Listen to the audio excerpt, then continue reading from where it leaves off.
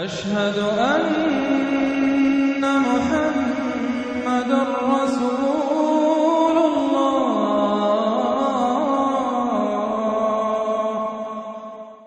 اعوذ باللہ من الشیطان الرجیم، بسم اللہ الرحمن الرحیم۔ سبح للہ ما فی السماوات والارض وهو العزیز الحکیم۔ لہ ملک السماوات والارض یحیی ویمیت وہو علی کل شیء قدیر۔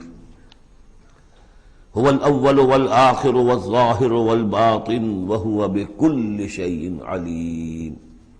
صدق اللہ العظیم۔ رب اشرح لی صدری ویسر لی امری واحلل عقدۃ من لسانی یفقہوا قولی۔ اللہم ربنا الہمنا رشدنا واعذنا من شرور انفسنا۔ اللہم ارنا الحق حقا وارزقنا اتباعہ وارنا الباطل باطلا وارزقنا اجتنابہ۔ اللہم وفقنا لما تحب وترضى وتقبل منا فإنك خیر المتقبلین۔ اللہم ارحمنا بالقرآن العظیم واجعلہ لنا اماما ونورا وہدی ورحمہ۔ اللہم ذکرنا منہ ما نسینا وعلمنا منہ ما جہلنا وارزقنا تلاوتہ آناء اللیل واطراف النہار واجعلہ لنا حجتا یا رب العالمین، آمین۔ سورہ حدید سے قرآن حکیم میں جو مکی اور مدنی صورتوں کے 7 گروپ ہیں، ان میں سے چھٹے گروپ کی مدنی صورتوں کا آغاز ہو رہا ہے۔ یہ مقام اس اعتبار سے بہت اہم ہے کہ ایک تو یہ کہ پورے قرآن مجید میں تعداد کے اعتبار سے مدنی صورتوں کا یہ سب سے بڑا گلدستہ ہے۔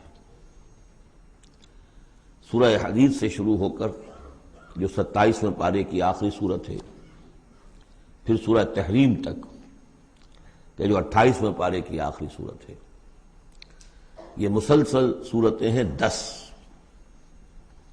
اگرچہ حجم کے اعتبار سے یہ زیادہ نہیں ہے، 1.25 پارے سے بھی کم، لیکن صورتوں کی تعداد کے اعتبار سے یہ مدنی صورتوں کا سب سے بڑا گلدستہ ہے قرآن حکیم میں۔ اس لیے کہ ذہن میں تازہ کر لیجئے، پہلے سورہ بقرہ، آل عمران، سورہ نساء، سورہ مائدہ، اگرچہ 6.25 پارے لیکن صورتیں تو 4 ہی تھیں۔ پھر سورہ انفال، سورہ توبہ 2 صورتیں، پھر سورہ نور 1 صورت، پھر سورہ احزاب 1 صورت، پھر 3 صورتیں سورہ محمد صلی اللہ علیہ وسلم، سورہ فتح اور سورہ حجرات۔ یہ 10 صورتیں۔ دوسری نمایاں بات ان کی یہ ہے کہ ان میں سے 5 صورتیں وہ ہیں جن کا آغاز ہوتا ہے سبح للہ یا یسبح للہ کے الفاظ سے۔ تسبیح کرتی ہے اللہ کی ہر شے جو آسمانوں میں ہے اور ہر شے جو زمین میں ہے، اور یہ تسبیح کا ذکر فعل ماضی میں بھی ہے، فعل مضارع میں بھی ہے، اور فعل مضارع عربی زبان میں حال اور مستقبل دونوں کو کور کرتا ہے۔ تو گویا کہ زمان و مکان کا پورا احاطہ ہو گیا کہ جو کچھ آسمانوں میں ہے اور جو کچھ زمین میں ہے وہ اللہ کی تسبیح بیان کر رہا ہے، ہمیشہ سے، اب بھی کر رہا ہے اور ہمیشہ کرے گا۔ ان صورتوں کا ایک خصوصی پھر نام ہے، ان میں سے المسبحات، وہ صورتیں کہ جو تسبیح باری تعالیٰ کے ذکر سے شروع ہوتی ہیں۔ اس میں شامل کرتے ہیں بعض لوگ سورۃ الاعلیٰ کو بھی، سبح اسم ربک الاعلیٰ، لیکن وہاں وہ حکم کی صورت میں ہے۔ یہ مسبحات جو ہیں اس گروپ میں ان کی خصوصی شان ہے۔ تیسری بات جو کہ مضامین کے اعتبار سے ہے، بلکہ زمانہ نزول کے اعتبار سے پہلے سمجھ لیجئے۔ پہلی بات میں نے عرض کی کہ قرآن حکیم میں مدنی صورتوں کا تعداد سور کے لحاظ سے سب سے بڑا گلدستہ، ان میں سے 5 مسبحات۔ تیسری بات یہ کہ ان سب کا باستثناء واحد زمانہ نزول جو ہے وہ حضور صلی اللہ علیہ وسلم کا جو مدنی دور ہے سیرت مبارکہ کا، اس کا نصف آخر ہے، یعنی سن 5 کے بعد نازل ہوئی ہے۔ سوائے ایک صورت کے، تو آ جائے گی سامنے۔ باقی جو 9 صورتیں یہ سب کی سب بات کی۔ اس سے جو متعلق بنتی ہے بات وہ یہ ہے کہ اس زمانے میں مسلمانوں میں جوش جہاد، ذوق شہادت، جذبہ انفاق، بحیثیت مجموعی اس میں کچھ کمی آ گئی تھی۔ یہ کمی میں پہلے بھی اشارہ کر چکا ہوں کہ معاذ اللہ اس اعتبار سے نہیں ہوئی کہ سابقون الاولون کے ذوق میں اور شوق میں اور جذبے میں کمی آ گئی، لیکن چونکہ تعداد بڑھی مسلمانوں کی، اور اب اکثریت ان لوگوں کی تھی کہ جو ایمان لائے ہیں ہجرت کے بعد، ان کی اس طرح کی تربیت تو نہیں ہوئی جیسے کہ مکے والوں کی ہوئی تھی 12 برس تک۔ اس اعتبار سے اوسط جب نکالیں گے تو اوسط کے اعتبار سے یقیناً ادھر کچھ اب اضمحلال کے آثار تھے۔ یہ آیت سورہ انفال میں بھی آ چکی ہے، الآن فیکم ضعف، اب تمہارے اندر کچھ کمزوری آ گئی ہے۔ پہلے تم ایک مومن 10 کافروں پر بھاری ہو سکتا تھا، اب ہم ایک کے مقابلے میں 2 پر فتح دیں گے۔ یہ بات سورہ انفال میں آ چکی ہے، لیکن یہاں خاص طور پر نوٹ کیجئے کہ ان تمام صورتوں کے پس منظر میں وہ اضمحلال ہے۔ نتیجہ یہ ہے کہ ان تمام صورتوں میں مسلمانوں کو جیسے کہ جھنجھوڑا جا رہا ہے، تمہیں کیا ہو گیا؟ سورہ صف میں آپ دیکھیں گے، یا ایھا الذین آمنوا لم تقولون ما لا تفعلون، کیا ہو گیا تمہیں؟ کیوں کہتے ہو جو کرتے نہیں ہو؟ اسی سورہ حدید میں آئے گا، وما لکم لا تؤمنون باللہ، تمہیں کیا ہو گیا؟ اللہ پر ایمان پختہ کیوں نہیں رکھتے؟ وما لکم الا تنفقوا فی سبیل اللہ، تمہیں کیا ہو گیا ہے؟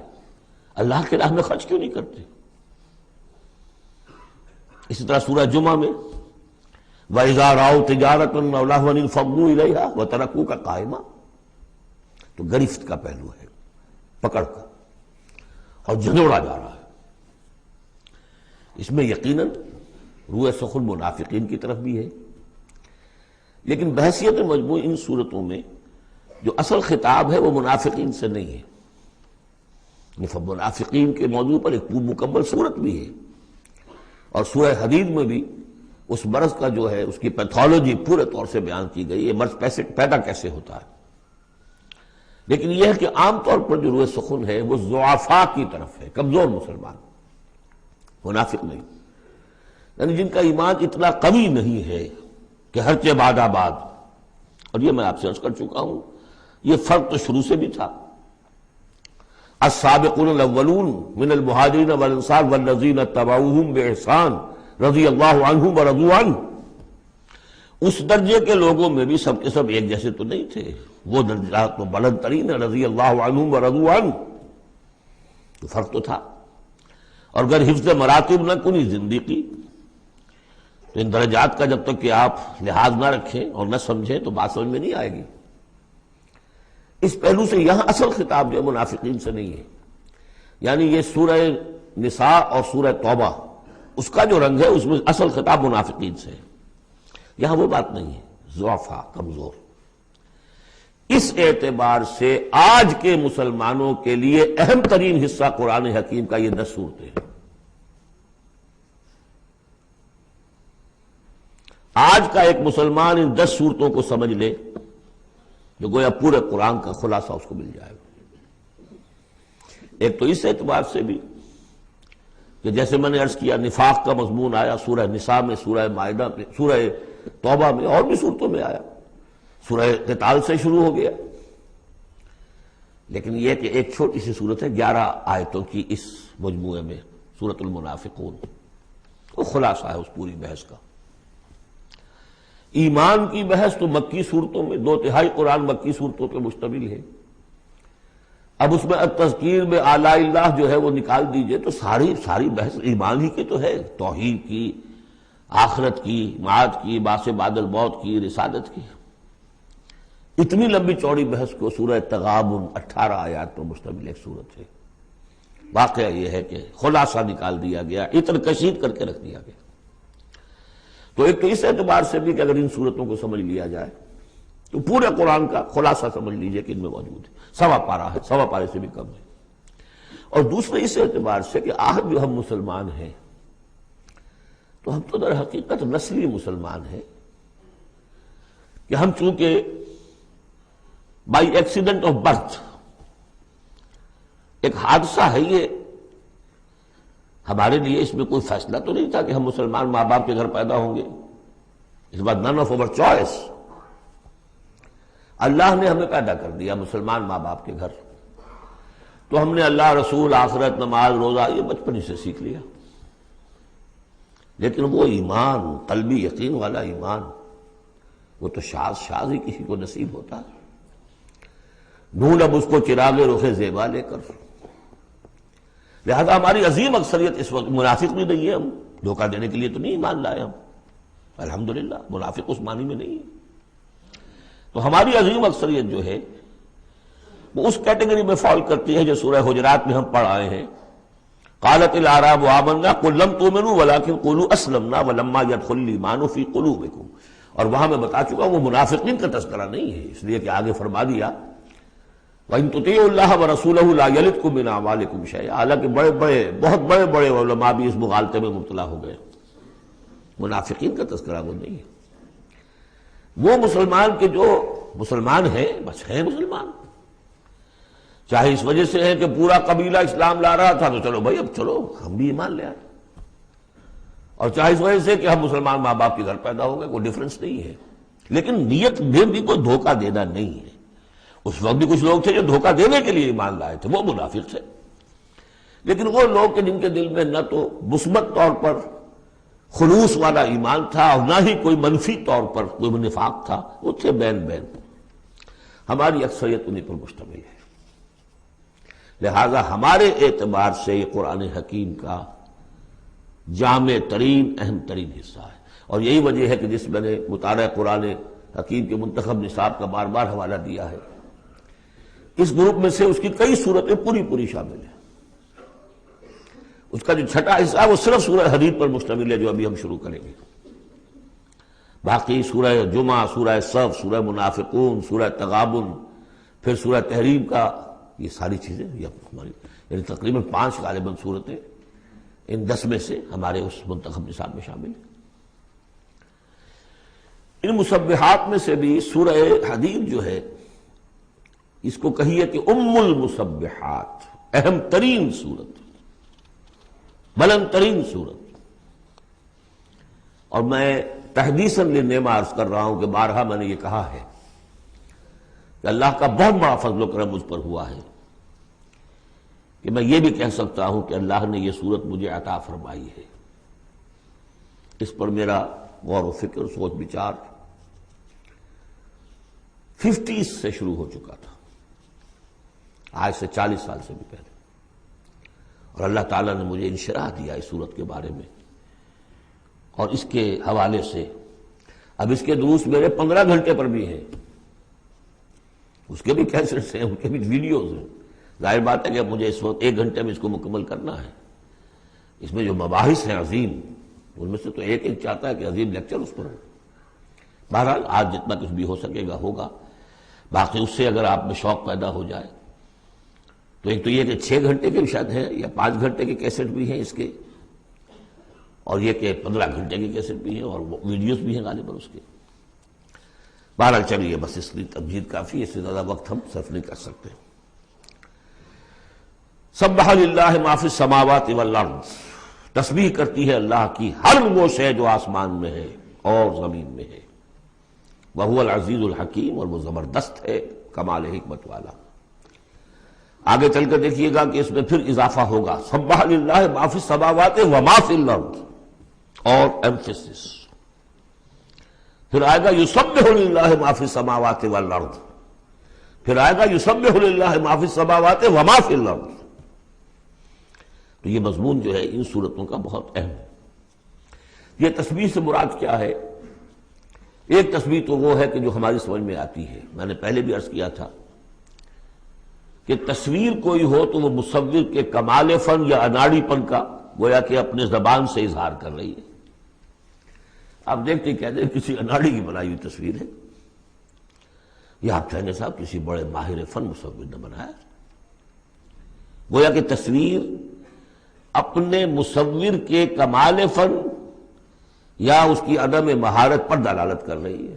اگر کمال فن پر کر رہی ہے تو گویا کہ زبان حال سے وہ تصویر اپنے مصور کی تعریف کر رہی ہے. اس معنی میں کائنات کا ذرہ ذرہ اپنے وجود سے گواہی دے رہا ہے میرا پیدا کرنے والا، میرا صانع، میرا خالق، میرا باری، میرا مصور ہر عیب سے پاک ہے، ہر نقص سے پاک ہے. ایک ہستی کامل ہے، اس کے علم میں، اس کی قدرت میں، اس کی حکمت میں کہیں کوئی کمی نہیں. یہ تسبیح حالی ہے، زبان حال سے. اور جیسے کہ سورہ بنی اسرائیل میں ہم دیکھ آئے ہیں، یہ بھی ہو سکتا ہے کہ اللہ نے ہر ایک شے کو زبان دی ہو. سورہ حامیم سجدہ میں بھی الفاظ آئے، ہمارے ہاتھ پاؤں کہیں گے الیوم انطقنا اللہ الذی انطق کل شیء. آج ہمیں اس اللہ نے زبان دے دی، اس نے ہر شے کو زبان دی ہے، تو ہر شے کی بھی زبان ہو سکتی ہے. اور سورہ بنی اسرائیل میں تھا وَإِن مِّن شَيْءٍ إِلَّا يُسَبِّحُ بِحَمْدِهِ وَلَٰكِن لَّا تَفْقَهُونَ تَسْبِيحَهُمْ. تو زبان حال والی تسبیح تو ہماری سمجھ میں آ رہی ہے، ہو سکتا ہے اور معلوم ہوتا ہے کہ وہ ہے ایک کوئی دوسرا پہلو بھی جو ہماری سمجھ سے بالا تر ہے. وَهُوَ الْعَزِيزُ الْحَكِيمُ. یہ دو اسماء اللہ تعالیٰ کے بار بار آئے ہیں، بہت مرتبہ آئے ہیں، اور ان صورتوں میں خاص طور پر آپ دیکھیں گے بہت تکرار ہوگی ان کی. اس کی وجہ کیا ہے کہ ایک تو یہ کہ یہ دو اسماء جو ہیں اس اعتبار سے ان کا جوڑا جو ہے معنوی اعتبار سے بہت اہم ہے. العزیز وہ ہستی کہ جس کا اختیار مطلق ہے، لیکن ہمارا تصور یہ ہے کہ جہاں اختیار زیادہ آ جاتا ہے کرپشن آ جاتی ہے. چنانچہ پولیٹیکل سائنس کا تو ایکسیوم ہے، یہ فارمولا ہے، authority tends to corrupt and absolute authority corrupts absolutely. لہذا ساری جو کوشش ہوتی ہے دستور بنایا جاتا ہے چیکس اینڈ بیلنسز. جہاں اختیار ہے وہاں پہ کوئی چیکس اینڈ بیلنسز بھی ہونے چاہیے. اللہ پر کوئی چیک اینڈ بیلنس ہو ہی نہیں سکتا، کس کا ہوگا؟ تو وہ اختیار مطلق العزیز، اس کو بیلنس جو شے کر رہی وہ الحکیم بھی ہے، اس کی حکمت بھی کامل ہے. اس کا کوئی فعل، اس کا کوئی فیصلہ، اس کا کوئی عمل حکمت سے خالی نہیں. یہ دونوں گویا کہ ایک دوسرے کے ساتھ ہے، العزیز الحکیم. لہو ملک السماوات والارض.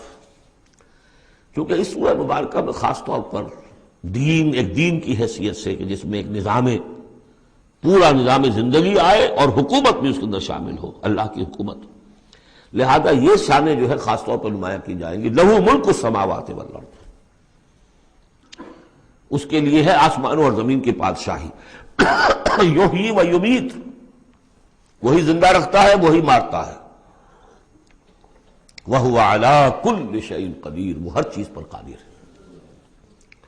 اس سورہ مبارکہ کی پہلی 6 آیات میں اللہ تعالیٰ کے اسماء و صفات کا جو ذکر ہو رہا ہے وہ پورے قرآن میں اس اعتبار سے منفرد ہے کہ بلند ترین سطح پر انتہائی جامعیت کے ساتھ فلسفے اور منطق کی بلند ترین سطح پر ہے. لیکن میرے پاس وقت نہیں ہے کہ میں تفصیل میں جا سکوں. تیسری آیت اس کی وہ ہے جس کے بارے میں نے آپ کو پہلے سنایا تھا، امام راضی کا قول کہ آ کر کھڑے ہو گئے اس مقام پر جیسے کہ خوف زدہ ہو انسان، دہشت زدہ.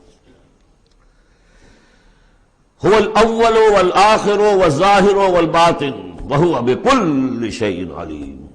وہی اول ہے، وہی آخر ہے، وہی ظاہر ہے، وہی باطن ہے. کیا سمجھے اس کو؟ وہی وہ ہے، پھر یہ کیا ہے؟ غالب کا بڑا پیارا شعر ہے، جبکہ تجھ میں نہیں کوئی موجود، پھر یہ ہنگامہ ہے خدا کیا ہے؟ وہی اول، وہی آخر، وہی ظاہر، وہی باطن. یہ ہے وہ مقام جس پر کہ آ کر کھڑے ہو گئے امام راضی. اعلم ان ھذا المقام مقام غامض مہیب عمیق. خبردار، ہوشیار کہ رہبر دم تیغست قدم رہا، ہوشیار ہو جاؤ، تلوار کی دھار پر قدم آ گیا ہے تمہارا. یہ ہے وہ مسئلہ کہ جس کو ہمارے بعض صوفیہ وحدت الوجود سے تعبیر کرتے ہیں، لیکن یہ فلسفے کا مشکل ترین مسئلہ ہے۔ وحدت وجود کی ایک تعبیر وہ بھی ہے جو کفر ہے، شرک ہے، اموست، جس کے کفر اور شرک ہونے میں کسی کو اختلاف نہیں، لیکن یہ کہ یہ عام لوگوں کی سمجھ میں آنے والی بات ہے نہیں۔ میں نے امکانی حد تک سمجھایا ہے اور مجھے اطمینان ہے، اور مجھے اس کی سند حاصل ہوئی تھی پروفیسر یوسف سلیم چشتی صاحب سے۔ ایک مرتبہ انہوں نے میرا اسی صورت کا درس سنا، انہوں نے کہا کہ بھائی مجھے 50 سال ہو گئے اس وحدت وجود کو پڑھتے پڑھاتے سمجھتے سمجھاتے، لیکن تم نے اپنے ایک اس درس قرآن میں جس طرح اس کو واضح کیا میں آج تک نہیں کر سکا۔ یہ الفاظ تھے پروفیسر یوسف سلیم چشتی صاحب کے۔ بہرحال اب اس میں یوں سمجھ دیجئے یہ کائنات حادث ہے، ہم جانتے ہیں کہ حادث ہے، ہمیشہ سے تو نہیں ہے۔ پہلے کون تھا؟ اللہ تھا۔ تو کائنات کا آغاز کہاں سے ہوا؟ اللہ سے۔ پھر ہم پڑھائے ہیں کل من علیہا فان ویبقی وجہ ربک ذو الجلال والاکرام، ایک وقت آئے گا کچھ نہیں رہے گا، وجہ ربک ذو الجلال والاکرام رہ جائے گا۔ تو آخر کون ہوا؟ اللہ۔ اب یہ اول و آخر کے مابین جو ہے اس کا ظاہر بھی وہ ہے، باطن بھی وہ ہے۔ یہ بہت مشکل مسئلہ ہے، لیکن یہ کہ اس کو ایک حدیث نے عام لوگوں کے لیے آسان کر دیا ہے۔ حضور یہ دعا کرتے تھے، اے اللہ انت الاول فلیس قبلک شیء، تو وہ پہلا ہے کہ جس سے پہلے کوئی شے نہیں تھی، وانت الآخر فلیس بعدک شیء، تو وہ آخر ہے کہ تیرے بعد کچھ نہیں، وانت الظاہر فلیس فوقک شیء، تو سے اوپر کوئی شے نہیں، وانت الباطن فلیس دونک شیء۔ بہرحال اس کو اسی حد تک اس وقت رکھیے، جن کو زیادہ شوق ہو جائے وہ پھر میرے وہ تفصیلی کیسٹس کی طرف رجوع کریں۔ هو الاول والآخر والظاہر والباطن وهو بكل شيء علیم، وہ ہر چیز کا علم رکھتا ہے۔ اب تو واضح ہو گیا ہے ہی وہ۔ اس سے پہلے ہم پڑھا تھے نحن اقرب الیہ من حبل الورید، تو اس حوالے سے یہ دو صفات اللہ کی خاص طور پر آپ دیکھیں گے قرآن میں، علی کل شیء قدیر بکل شیء علیم، دو چیزیں آئیں گی خاص طور پر، ہر چیز کا علم رکھنے والا، ہر چیز پر قادر۔ هو الذی خلق السماوات والارض فی ستۃ ایام، وہی ہے جس نے بنائے آسمان اور زمین 6 دنوں میں، ثم استوى علی العرش، پھر متمکن ہوا تخت حکومت پر، عرش پر۔ یعلم ما یلج فی الارض، یہ پہلے بھی آیت آ چکی ہے سورہ فاطر میں غالباً یا سورہ سبا میں۔ وہ جانتا ہے جو کچھ کے داخل ہوتا ہے زمین میں، وما یخرج منہا، جو کچھ نکلتا ہے اس سے، وما ینزل من السماء، اور جو کچھ اترتا ہے آسمان سے، وما یعرج فیہا، اور جو چڑھتا ہے اس میں، وہو معکم، ویسے پانی بھی اترتا ہے، بخارات بھی چڑھتے ہیں، فرشتے اترتے ہیں احکام خداوندی لے کر، اور پھر وہ چڑھتے ہیں، یا تو انسانوں کی جانیں لے کر بھی چڑھ رہے ہوتے ہیں، یا یہ کہ جو بھی یہاں پر ہو رہا ہے اس کی رپورٹس لے کر چڑھتے ہیں۔ زمین کے اندر پانی جذب ہوتا ہے، بیج داخل ہوتا ہے، نکلتا ہے پودا، ان تمام چیزوں کا احاطہ کیا۔ وَهُوَ مَعَكُمْ أَيْنَمَا كُنْتُمْ، تم جہاں کہیں بھی ہوتے ہو وہ تمہارے ساتھ ہوتا ہے۔ وَاللَّهُ بِمَا تَعْمَلُونَ بَصِيرٌ، اللہ تعالیٰ جو کچھ تم کر رہے ہو اسے دیکھ رہا ہے، خود چشمدید گواہ ہے۔ پھر دیکھیے لَهُ مُلْكُ السَّمَاوَاتِ وَالْأَرْضِ، توحید کا یہ تقاضا کہ بادشاہی اسی کی ہو، ایک عقیدے کی توحید ہے بس، یہ کہ بادشاہی اسی کی ہو، لَهُ مُلْكُ السَّمَاوَاتِ، آسمان اور زمین کی بادشاہی اسی کی ہے۔ وَإِلَى اللَّهِ تُرْجَعُ الْأُمُورُ، تمام معاملات اسی کی طرف لوٹا دیے جائیں گے۔ یولج اللیل فی النہار ویولج النہار فی اللیل، وہ پرو لاتا ہے رات کو دن میں اور پرو لاتا ہے دن کو رات میں، یہ مضمون بھی کئی مرتبہ آ چکا ہے۔ وَهُوَ عَلِيمٌ بِذَاتِ الصُّدُورِ، علم کو دیکھیے کتنی مرتبہ دہرایا ہے، بِكُلِّ شَيْءٍ عَلِيمٌ، يَعْلَمُ مَا يَلِجُ فِي الْأَرْضِ وَمَا يَخْرُجُ مِنْهَا وَمَا يَنزِلُ مِنَ السَّمَاءِ وَمَا يَعْرُجُ فِيهَا، اور یہاں ہوا علیم بذات الصدور، سینوں کے اندر جو کچھ ہے اس کو بھی جانتا ہے۔ یہ 6 آیات ہیں، یہ پہلا حصہ ہے سورۃ مبارکہ کا، اور یہ شاندار تمہید بنی، آگاہ ہو جاؤ کس کا کلام پڑھ رہے ہو، کس سے ہم کلام ہو، ہوشدار کہ رہ بردم تیغست قدم را۔ اب دیکھیے دو آیتوں میں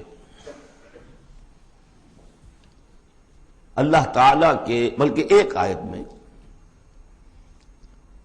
جو تقاضا ہے، یہ تو اللہ ہے، ایسا ہے، اسی کی بادشاہی ہے، وہ سب جانتا ہے، وہ ہر چیز پر قدیر ہے، یہ سب کیا ہے؟ نیریٹو ہے، اور یہ ہے توحید فی العقیدہ۔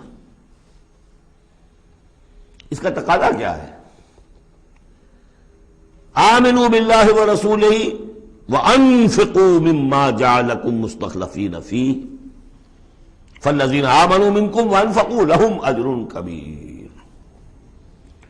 دو لفظوں میں تقاضا آیا، ایمان لاؤ اللہ پر اور اس کے رسول پر، اور خرچ کر دو ان سب میں سے جس میں اس نے تمہیں خلافت عطا کی ہے۔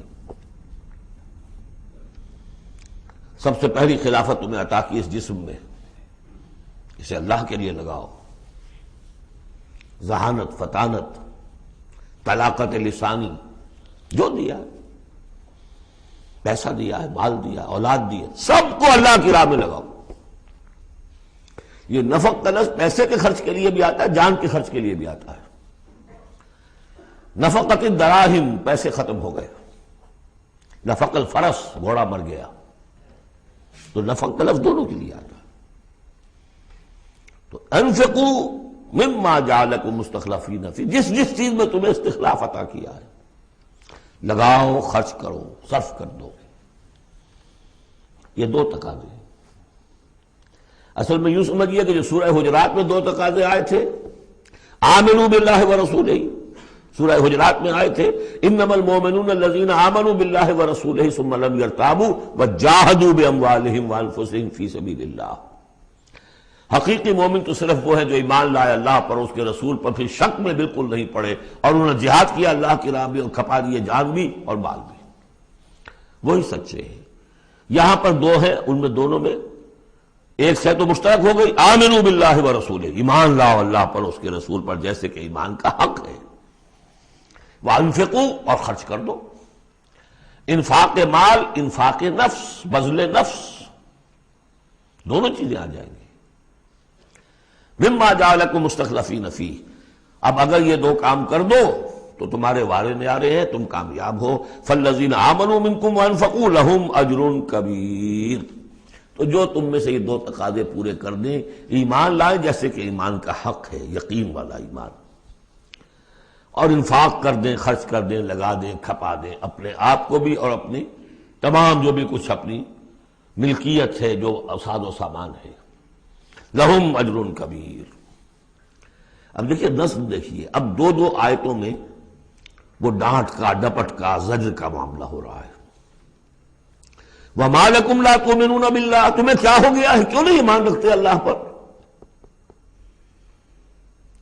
وَالرَّسُولُ يَدْعُوكُمْ لِتُؤْمِنُوا بِرَبِّكُمْ، جبکہ ہمارے رسول محمد صلی اللہ علیہ وسلم تمہیں دعوت دے رہے ہیں، وہ ابھی موجود ہیں تمہارے مابین، تمہیں کیا ہو گیا؟ وہ تمہیں دعوت دے رہے ہیں کہ تم ایمان رکھو اپنے رب پر۔ وَقَدْ أَخَذَ مِيثَاقَكُمْ، اور دیکھو تم سے عہد لے چکا ہے تمہارا رب۔ اگر تم ایمان کا دعویٰ کرتے ہو تو عہد در عہد، ایک عہد تو تم لے کر آئے تھے، کر کے آئے تھے، أَلَسْتُ بِرَبِّكُمْ قَالُوا بَلَىٰ، پھر ایک عہد تم نے کیا سَمِعْنَا وَأَطَعْنَا، پھر تم نے عہد کیا ان اللہ اشترى من المؤمنین انفسهم واموالهم بان لهم الجنہ، بیع و شرح ہو چکی ہے۔ وقد اخذ میثاقکم، وہ تم سے عہد لے چکا ہے، ان کنتم مؤمنین، اگر تم حقیقتاً مومن ہو، دعویٰ تو کر رہے ہو ایمان کا۔ ساتھ ہی اب راستہ بتا دیا، اگر تم اپنی گریبان میں جھانکو اور محسوس کرو کہ وہ یقین والا ایمان تو نہیں ہے، اندر تو کچھ خلاصہ ہے، اللہ کرے کہ ہمیں اس کا احساس ہو جائے، اپنی گریبانوں میں جھانکیں۔ اسلام تو ہے، اللہ کا شکر ہے، جو یہاں آئے ہوئے ہیں، دور دور سے آئے ہوئے ہیں، تو اسلام تو ہے، روزہ نماز تو ہے، لیکن اپنے اندر جھانکے وہ ایمان، یقین والا ایمان۔ اگر احساس ہو جائے کہ نہیں ہے تو معلوم ہونا چاہیے کہاں سے ملے گا یہ۔ هو الذی ينزل على عبده آیات بینات لیخرجکم من الظلمات الى النور وہی تو ہے جو اپنے رب اپنے بندے پر صلی اللہ علیہ وسلم یہ آیات بینات نازل کر رہا ہے تاکہ نکالے تمہیں اندھیروں سے روشنی کی طرف۔ گویا کہ ایمان حقیقی، یقین والے ایمان کا منبع، سرچشمہ، اس کی سورس یہ ہے اللہ کی کتاب۔ اسے پڑھو، سمجھ کر پڑھو، تدبر کرو، غور و فکر کرو، محسوس کرو گے کہ تمہارے اندر ایک ہلچل ہے، تمہاری فطرت کے تار، یہ قرآن چھیڑے گا انہیں۔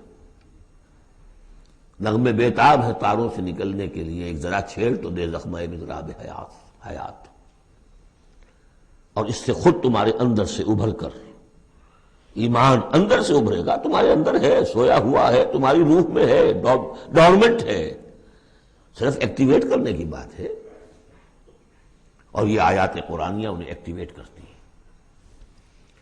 هو الذی ينزل على عبده آیات بینات لیخرجکم من الظلمات الى النور وان اللہ بکم لرؤوف رحیم، اور یقیناً اللہ تمہارے حق میں بہت رؤوف اور رحیم ہے۔ اب آپ نے دیکھ لیا سورس جو ہے اس ایمان کا وہ کیا ہے، قرآن۔ سورہ شورى میں ہم دیکھ آئے ہیں خود حضور کو کہاں سے ملا،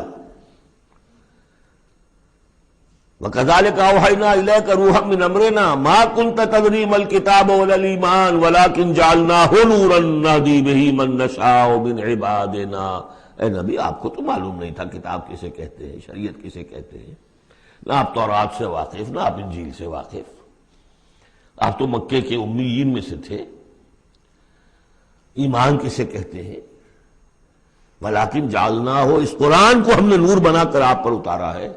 وہ ایمان جو ہے اب آپ کا باطن اس سے جگمگا اٹھا ہے، اب آپ جو ہے گویا کہ اب روشنی کا مینار ہیں، اب آپ ہدایت دیں گے سیدھے راستے کی طرف۔ اسی کو مولانا ظفر علی خان نے کہا ہے بہت خوبصورتی لیکن بہت سادگی سے، وہ جنس نہیں ایمان جسے لے آئیں دکانیں فلسفہ سے، ڈھونڈے سے ملے گی عاقل کو یہ قرآن کے سپاہ۔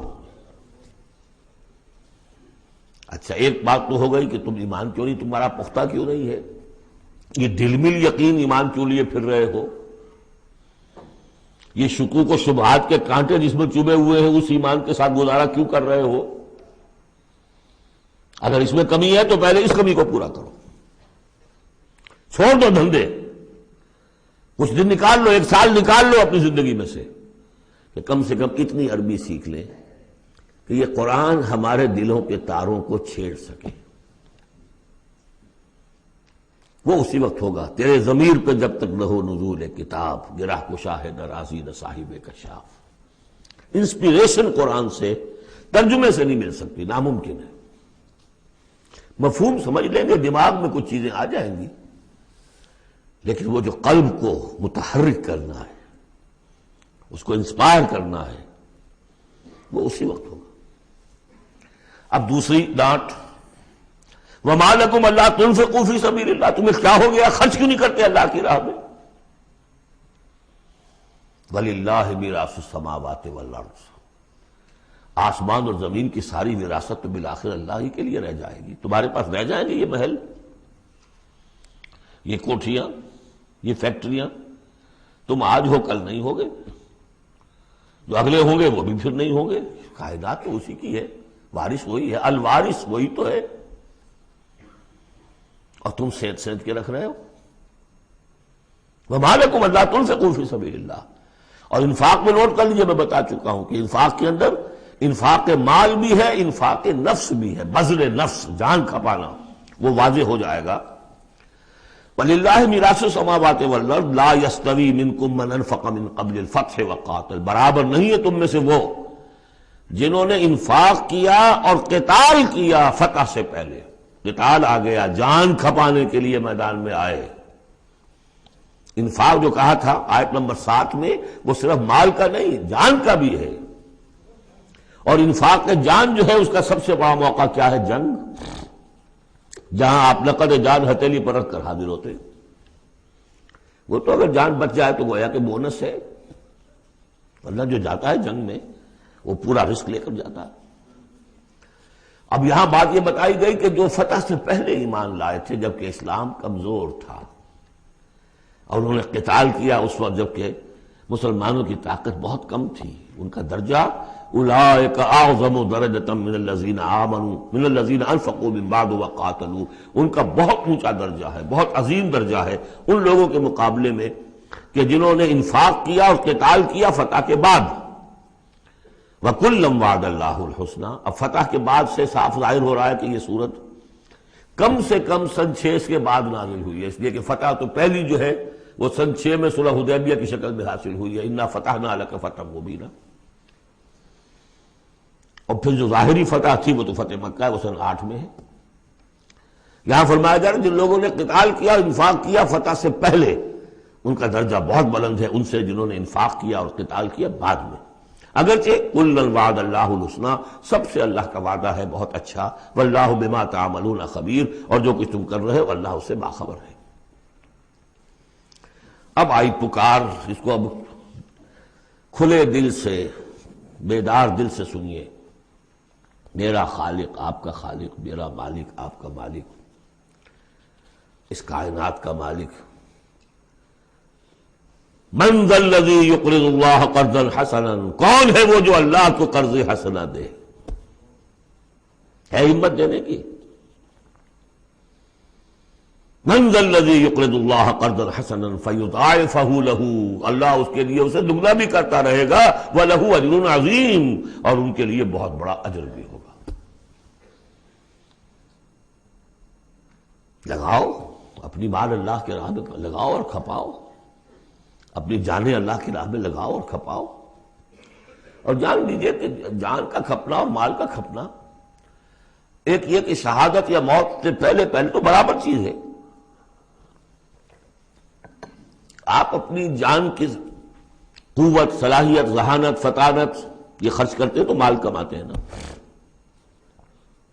اور مال آپ کے پاس ہو تو آپ جس کو چاہیں امپلائے کر لیں، ذہانت، صلاحیت، فطانت سب آپ خرید سکتے ہیں پیسے سے۔ تو اگر کسی نے وقت لگایا ہے تو مال لگایا ہے، ٹائم از منی، اپنی جان کما رہا ہے تو وہ مال لگا رہا ہے، اس لیے کہ اسی جان کو کما کر وہ مال کما سکتا تھا۔ اس لیے انفاق جان، انفاق ہے مال، یہ ایک شے۔ یوم تری المؤمنین، اب جو نقشہ کھینچا جا رہا ہے یہ ہے وہ نقشہ جس کو ہمارے ہاں کہا جاتا ہے پل صراط۔ کوئی ایسا مرحلہ آنا ہے جہاں کفار کا تو معاملہ علیحدہ ہو چکا، کوئی بڑی چھلنی لگی تھی، کفار تو نکل چکے، اب جو دنیا میں مسلمان سمجھے جاتے تھے وہ آگے آئے ہیں۔ آپ کو معلوم ہے جہاں کرشرز لگے ہوتے ہیں، پتھروں کو توڑ کے بجری بناتے ہیں، تو اس میں مختلف سوراخوں کی وہ چھلنیاں لگی ہوتی ہیں۔ پہلے 1 انچ سے زیادہ کا پتھر جو ہے وہ علیحدہ ہو جائے گا، پھر ½ انچ والا علیحدہ ہو جائے گا، پھر 1/4 انچ والا علیحدہ ہو جائے گا، وغیرہ وغیرہ۔ تو وہاں پر بھی کوئی مستقل کوئی چھلنیاں، ایک چھلنی لگ چکی، کافر تو گئے، اب رہ گئے مسلمان۔ ان میں ذرا چھانٹی کرنی ہے کہ ان میں صاحب ایمان کون ہے اور منافق کون ہے۔ اس کے لیے پل صراط کوئی جگہ ہے جہاں سے گزرنا ہوگا، گھپ اندھیرا ہوگا، اور اس کے نیچے ہوگی جہنم، گھپ اندھیرا۔ اور جن کے پاس ایمان تھا دنیا میں انہیں روشنی مل جائے گی، یہاں ان کے قلب سے روشنی نکل رہی ہوگی۔ اعمال صالحہ کیے تھے داہنے ہاتھ سے تو یہاں پہ ان کا نور ہوگا، وہ اپنی اس روشنی میں راستہ پار کر کے جنت میں پہنچ جائے گی۔ اور جن کے پاس یہ روشنی نہیں تھی، چاہے وہ مسلمانوں میں شریک تھے، چاہے مسلمانوں کے قائد ہوں، بہت بڑے قائد ہوں، لیکن اگر وہ نور ایمان سے محروم تھے اور اعمال صالحہ کی کوئی پونجی نہیں تھی، انہیں روشنی نہیں ملے گی، وہ ٹھوکریں کھاتے ہوئے گریں گے اور جہنم میں جائیں گے۔ یہ ہے نقشہ۔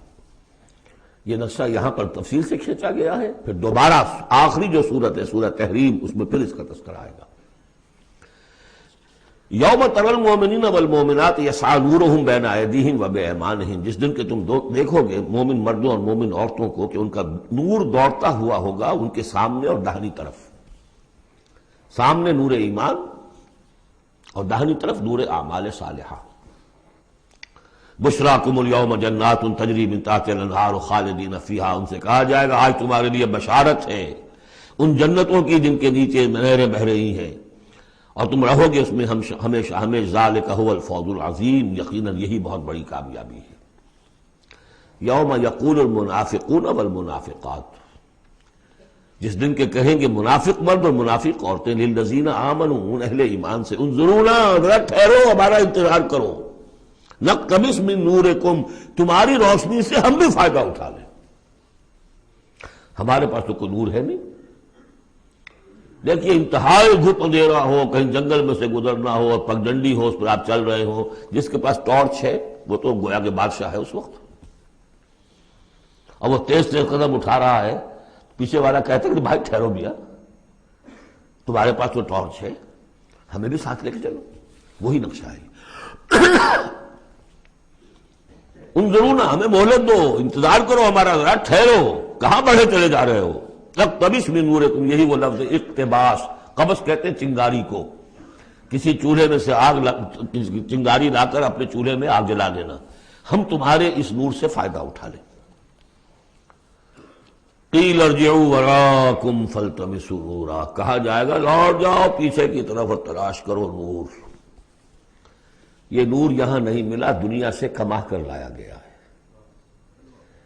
یہاں قیلا کہا گیا، قالو نہیں کہا گیا۔ اہل ایمان کی شرافت اور مروت سے یہ بعید ہے کہ وہ یہ جواب دے، کوئی کہنے والا ہوگا اللہ کا فرشتہ، قیلا کہا جائے گا، قیل ارجعوا وراءکم، لوٹ جاؤ پیچھے کی طرف، فالتمسوا نورا، اگر ہو سکتا ہے جاؤ دوبارہ دنیا کے اندر، وہاں جا کر ایمان اور عمل صالح کی کمائی کر کے لاؤ تو یہ نور ہوگا۔ فضرب بینہم بسور لہ باب، اور اتنے عرصے میں ان کے درمیان ایک فصیل حائل کر دی جائے گی جس میں ایک دروازہ ہوگا، باطنہ فیہ الرحمہ، اس فصیل کے اندر کی طرف رحمت ہوگی، وظاہرہ من قبلہ العذاب، اور اس کے باہر کی طرف عذاب الہی کا نزول شروع ہو جائے گا۔ یہ چھلنی ہے جو اہل ایمان اور منافقین کے درمیان لگائی جائے گی۔ اب اس اعتبار سے اگلی دو آیتیں جو ہیں قرآن مجید کا اہم ترین مقام ہے کہ یہ پیتھولوجی کیسے ڈیولپ ہوتی ہے، نفاق کیسے آتا ہے۔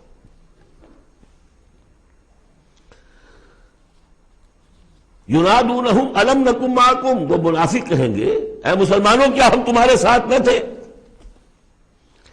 تمہارے ساتھ مسجد نبوی میں ہم نمازیں پڑھتے تھے، عیدیں پڑھتے تھے، ہم تمہارے ساتھ تھے۔ الم نکن معکم، کیا ہم تمہارے ساتھ نہ تھے؟ قالوا بلا، اب وہ کہیں گے ہاں تھے تو ہمارے ساتھ کیوں نہیں تھے؟ ولکنکم فتنتم انفسکم، تم نے اپنے آپ کو فتنے میں ڈالا۔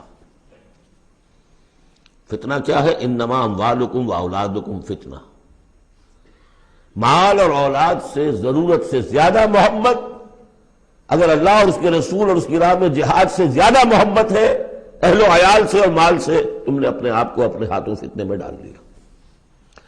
یہاں ذرا وہ آیت اب یاد کر لیجئے جو سورہ توبہ میں ہم پڑھا ہے، آیت نمبر 24، قل ان کان آباؤکم وابناؤکم واخوانکم وازواجکم وعشیرتکم واموال اقترفتموها وتجارۃ تخشون کسادها ومساکن ترضونها احب الیکم من اللہ ورسولہ وجہاد فی سبیلہ فتربصوا حتی یأتی اللہ بامرہ واللہ لا یہدی القوم الفاسقین۔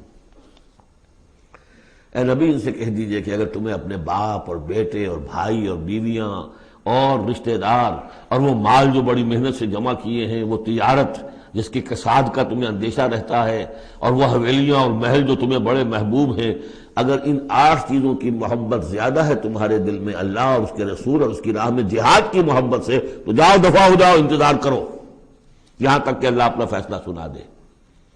یہ ترازو کس نے ٹلٹ کی ادھر؟ یہ 8 والا پلڑا کیوں ہوا نیچے؟ کیوں نہیں یہ 3 والا نیچے گیا؟ یہ تمہارا فیصلہ ہے، اٹ واز یور چوائس، لہذا فتنتم انفسکم، تم نے خود اپنے آپ کو فتنے میں ڈالا، اور یہ فتنے میں جب ڈالا وَتَرَبَّصْتُمْ، نتیجہ تربص نکلا، وہی جو آیت ختم ہوئی آیت نمبر 24 سورہ توبہ کی، فَتَرَبَّصُوا، گو مگو میں آدمی مبتلا ہو جاتا ہے، چلوں نہ چلوں، بڑھوں نہ بڑھوں، قدم بڑھاتا ہوں تو یہ خطرات آتے ہیں، یہ مصیبتیں آتی ہیں۔ رک جاتا ہوں تو باز پرس ہوتی ہے، پوچھا جائے گا، اچھا چلو جھوٹ بول کے جان بچا لوں گا، اس سے آگے بڑھنا شروع ہوتا ہے بس۔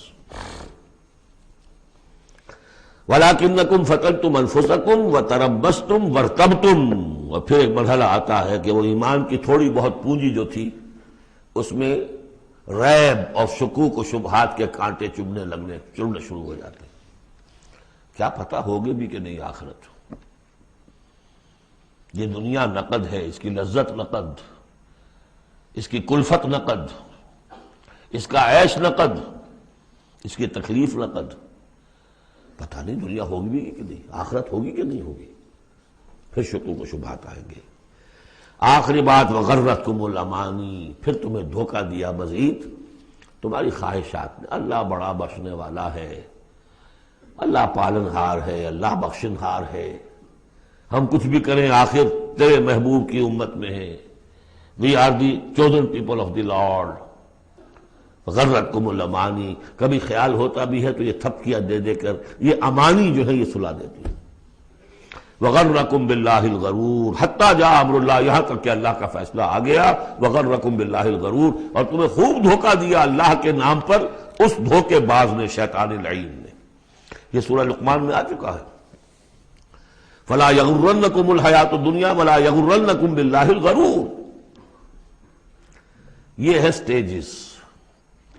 دنیا، مال، اسباب، اولاد، کاروبار، ان چیزوں میں اتنا انہماک کہ اللہ اور اس کا رسول اور اللہ کی راہ میں جہاد کی جو محبت ہے وہ کم تر ہو جائے۔ یہ نقطہ آغاز ہے۔ یہاں سے تربص سے ریب و شکوک، اور ریب و شکوک سے آگے نفاق۔ فَالْيَوْمَ لَا يُؤْخَذُ مِنْكُمْ فِدْيَةٌ وَلَا مِنَ الَّذِينَ كَفَرُوا، تو آج نہ تم سے کوئی فدیہ قبول کیا جائے گا اور نہ کافروں سے۔ اشارہ کر دیا گیا دنیا میں تم مسلمانوں کے ساتھ تھے، یہاں تمہارا حشر اور کافروں کے ساتھ ہے۔ یہی نفاق کی حقیقت ہے۔ منافق دنیا میں مسلمان شمار ہوتا ہے، قانون میں مسلمان ہے، آخرت میں جا کر پردہ کھلے گا کہ ایمان کی حقیقت تو تھی ہی نہیں، یہ تو ایک عقیدہ تھا، لیے پھرتا تھا، ایک ڈوگما تھا، دل میں وہ بات نہیں تھی۔ وَلَمَّا يَدْخُلِ الْإِيمَانُ فِي قُلُوبِكُمْ، وہ ایمان ابھی تمہارے دلوں میں داخل نہیں ہوا تھا۔ دل کے اندر ایمان نہیں تو نور کہاں سے آ جائے گا؟ اور دل میں ایمان نہیں تو جو نیکی بھی کر رہا ہے وہ دکھاوے کی نیکی ہے، وہ دنیا میں لوگوں کے اندر شہرت حاصل کرنے کی نیکی ہے۔ ہاں ایمان یہاں ہے تو اب نیکی جو ہے اس کے اندر نور ہے۔ فَالْيَوْمَ لَا يُؤْخَذُ مِنْكُمْ فِدْيَةٌ وَلَا مِنَ الَّذِينَ كَفَرُوا مَأْوَاكُمُ النَّارُ وَهِيَ مَوْلَاكُمْ وَبِئْسَ الْمَصِيرُ، اب تو تمہارا ٹھکانہ تو آگ ہی ہے اور وہ بہت برا ٹھکانہ ہے۔ وہی تمہاری مولا ہے، غم خار ہے، دم ساز ہے۔ کوئی اپنا شکوہ شکایت کرنی ہے، کوئی نالا و فریاد، اسی سے کہو جو کچھ کہنا ہے۔ بئس المصیر، اور وہ بہت برا ٹھکانہ ہے۔ اب یہ سب کچھ اگر آپ نے سن لیا تو اب یہ آپ سے ایک اور سوال اللہ تعالیٰ کر رہے ہیں۔ الم یعن للذین آمنوا ان تخشع قلوبہم لذکر اللہ وما نزل من الحق، کیا وقت آ نہیں گیا اہل ایمان کے لیے کہ ان کے دل جھک جائیں اللہ کی یاد میں اور اس کے سامنے کے جو حق میں سے نازل ہو چکا ہے؟ یاد ہے اس قرآن کے بارے میں سورہ بنی اسرائیل میں کیا پڑھا تھا؟ وَبِالْحَقِّ أَنزَلْنَاهُ وَبِالْحَقِّ نَزَلَ، ہم نے اس کو نازل کیا حق کے ساتھ اور یہ نازل ہوا ہے حق کے ساتھ۔ تاخیر، تعویق، یہ کر لوں وہ کر لوں، اس کے بعد بچیوں کے ہاتھ پیلے کرنے ہیں۔ ابھی ذرا بچوں کی تعلیم کا مسئلہ ہے۔ تعلیم کیا؟ دنیا کی تعلیم، میری تعلیم دنیا کی۔ خود ساری عمر گزار دی ہے جن کوچوں کی سیر کرتے ہوئے انہی کوچوں میں داخل کر رہے ہیں اپنی اولاد کو۔ اور ایسے ایسے لوگ بھی ہیں، ایسے ایسے ناسمجھ لوگ، کچی عمر میں برطانیہ بھیج دیا، امریکہ بھیج دیا، اور پھر روتے ہوئے آتے ہیں بچہ بگڑ گیا، بچے نے یہ کر دیا، بچہ وہ ہو گیا۔ یہ تو حال ہے۔ الم یعن للذین آمنوا ان تخشع قلوبہم لذکر اللہ وما نزل من الحق، کیا وقت آ نہیں گیا؟ کس کے منتظر ہو؟ اہل ایمان کے دل جھک جائیں اللہ کی یاد میں اور اس قرآن کے سامنے۔ ولا یکونوا کالذین اوتوا الکتاب من قبل، نہ ہو جائیں ان لوگوں کے مانند جنہیں کتاب دی گئی تھی پہلے۔ فطال علیہم الامد، تو جب ان پر ایک طویل مدت گزر گئی، فقست قلوبہم، تو ان کے دل سخت ہو گئے۔ یاد ہے سورہ بقرہ کی آیت، ثم قست قلوبکم فہی کالحجارۃ او اشد قسوہ، پھر پتھروں کی طرح سخت، اس سے بھی زیادہ سخت۔ وکثیر منہم فاسقون، اور ان کی اکثریت اب فاسقوں پر، فاجروں پر مشتمل ہے۔ دیکھ لو ایک راستہ وہ ہے، اب بھی نہ مڑو گے، اب بھی نہ توبہ کرو گے، اب بھی نہ باز آؤ گے، تو پھر دیکھ لو نشان عبرت کے طور پر وہ موجود ہے قوم۔ ثم قست قلوبکم فہی کالحجارۃ او اشد قسوہ۔ اعلموا، اب ساتھ ہی جہاں یہ ذرا ڈانٹ ڈپٹ کا انداز ہے، ہمت افزائی بھی، گھبراؤ نہیں۔ اگر تم یہ محسوس کرتے ہو کہ دل کی زمین، دل کی کھیتی ایمان کے اعتبار سے بنجر ہے، کچھ نہیں اس میں، تب بھی گھبراؤ نہیں، مایوس نہ ہو۔ اعلموا ان اللہ یحیی الارض بعد موتہا، جان لو اللہ کہا زندہ کر دیتا ہے زمین کو اس کے مرنے کے بعد۔ زمین دیکھتے ہو بے آب و گیا بڑی ہوتی ہے، بنجر، بارش برستی ہے تو وہ زندہ ہو جاتی ہے۔ اللہ تمہارے دلوں کی کھیتی کو بھی اثر نو، ایمان کی فصل بخش سکتا ہے، مایوس نہ ہو۔ اعلموا ان اللہ یحیی الارض بعد موتہا قد بینا لکم الآیات لعلکم تعقلون، ہم نے تو تمہارے لیے اپنی آیات خوب واضح کر دی ہیں تاکہ تم عقل سے کام لو۔ یعنی ہمت نہ ہارو، کوشش کرو۔ کھیتیاں دوبارہ اس کے اندر فصل آ جایا کرتی ہے، بارش برستی ہے، ہاں لیکن کھیتی کے اندر کچھ ہل چلانا پڑتا ہے، بیج ڈالنا پڑتا ہے، مشقت کرنی پڑتی ہے۔ تو یہاں بھی تمہیں ایک حل چلانا ہوگا، وہ حل چلانا کیا ہے؟ یہ مال کی محبت ہے کہ جو اس زمین کے اندر جس نے کہ بنجر بنا دیا ہے، اس کو حل چلاؤ، مال کی محبت نکالو۔ ان المصدقین والمصدقات واقرضوا اللہ قرضا حسنا یضاعف لهم ولهم اجر کبیر، یقیناً صدقہ دینے والے مرد اور صدقہ دینے والی عورتیں اور جو اللہ کو قرض حسنہ دیں، یہ میں بتا چکا ہوں سورہ بقرہ میں جب ہم پڑھ رہے تھے 2 رکوع، کہ اللہ کے لیے، دین کے لیے، اللہ کی رضا جوئی کے لیے خرچ کرنے کی 2 مدیں ہیں۔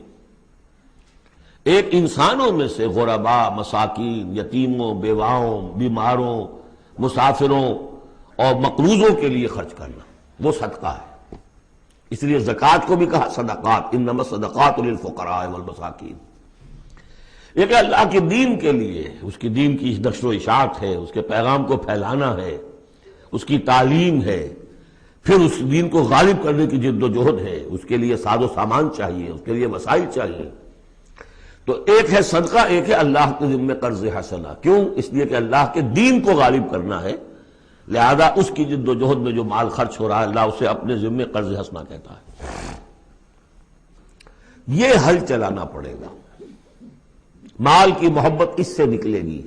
صدقہ دو گے، اللہ کو قرض حسنہ دو گے، تو یہ جو اس نے بریک لگی ہوئی ہے، جیسے گاڑی کو بریک لگی ہوئی ہے اور آپ جو ہے ایکسلریٹر کو دبا رہے ہیں تو وہ تو لاکنگ کرے گی، وہیں کی وہیں کھڑی رہ جائے گی، چلے گی تو نہیں، کیسے چلے؟ بریک لگی ہوئی ہے۔ اس بریک کو کھولو پہلے، اور وہ بریک کیا ہے؟ مال کی محبت۔ اس کا علاج کیا ہے؟ انفاق۔ ان المصدقین والمصدقات واقرضوا اللہ قرضا حسنا یضاعف لهم ولهم اجر کریم والذین آمنوا باللہ ورسلہ اولئک هم الصدیقون والشہداء عند ربہم۔ اب آخری مرتبہ یہ صدیقیت اور شہادت کا بھی مضمون ہمارے ہاں پھر آ گیا۔ اگر یہ بریک کھل گیا، اب گاڑی کو چلاؤ، گاڑی چلے گی، لیکن اب مختلف طبائع کی مناسبت سے اگر تو تمہارا مزاج صدیقین والا ہے، صدیقیت کے مرتبے کو پہنچ جاؤ گے۔ اگر مزاج شہادت والا ہے، شہداء کے مقام کو حاصل کر لو گے۔ اولئک مع الذین انعم اللہ علیہم من النبیین والصدیقین والشہداء والصالحین۔ بریک لگی بھی ہے تو کچھ نہیں ہوگا، مال کی بریک کھولو، گاڑی چلاؤ، جو یہ کر لیں گے والذین آمنوا باللہ ورسولہ، اب ایمان اور اللہ پر اور اس کے رسول پر ایمان کا اب یہ ایکسیلریٹر دباؤ گے تو نتیجہ کیا نکلے گا؟ اولئک ھم الصدیقون والشہداء عند ربہم، انہی میں سے صدیق ہوں گے، انہی میں سے شہداء ہوں گے ان کے رب کے پاس، لہم اجرہم ونورہم، ان کے لیے ہوں گے ان کا اجر اور ان کا نور، اجر بھی ملے گا نور بھی ملے گا۔ نور وہ جو آخرت میں ملنا ہے، میدان حشر میں ملنا ہے، پل صراط پر گزرنے کے لیے ملنا ہے، اور اجر وہ ہے جو جنت میں داخل ہو کر ملے گا۔ لہم اجرہم ونورہم والذین کفروا وکذبوا بآیاتنا اولئک اصحاب الجحیم، اور جن لوگوں نے کفر کیا اور ہماری آیات کو جھٹلایا یہ لوگ ہیں جہنمی۔ اعلموا انما الحیاۃ الدنیا لعب ولہو وزینۃ وتفاخر بینکم وتکاثر فی الاموال والاولاد۔ اب جو چیز بریک تھی اس کو سمجھ لو، بریک کی حقیقت کیا ہے؟ دنیا کی محبت۔ جان لو کہ یہ دنیا کی محبت کیا ہے اس کے سوا کہ کچھ عرصہ کھیل کود میں گزرتا ہے، لعب، بچپن میں اور کسی چیز سے کوئی دلچسپی نہیں ہوتی۔ باپ کا کاروبار ٹھیک چل رہا ہے کہ نہیں چل رہا ہے، بچوں کو اس سے کیا غرض، انہیں تو اپنا کھیل کود کرنا ہے۔ لہو، ذرا سا ٹین ایج آئی تو اب کھیل معصوم کھیل نہیں رہتا، اس میں کچھ سینشول گریٹیفیکیشن شروع ہو جاتی ہے، لہو۔ اور اسی وقت جو ہے زینت، بناؤ سنگھار بہت ہوتا ہے، بہت اس ایج میں مردوں کو بھی خیال ہوتا ہے ٹھیک ٹھاک لباس ہو، پورا جو ہے ہمارے فیشن کے مطابق ہو، ویری سینسٹیو۔ اس کے بعد ذرا عمر بڑھتی ہے، تفاخر بینکم، اب فخر، نسل پر فخر، مال پر فخر، دولت پر فخر، اور فخر میں بڑھ جانا، جیسا کہ ہمارے ہاں پٹھانوں میں خاص طور پر ہے کہ وہاں جو دوسرا سردار ہے وہاں پر وہ نئی کار لے آیا ہے، اب یہ کیسے رہ جائے گا، اسے بھی لانا چاہے اپنی زمین بیچے کچھ کرے، اس سے اگلے ماڈل کی کار لا کے کھڑے نہیں کرے گا تو پھر جینا بیکار ہو گیا۔ تفاخر بینکم، لیکن جب ذرا زندگی ذرا اور ڈھلی، تکاثر فی الاموال والاولاد، کثرت سے مال اور اولاد۔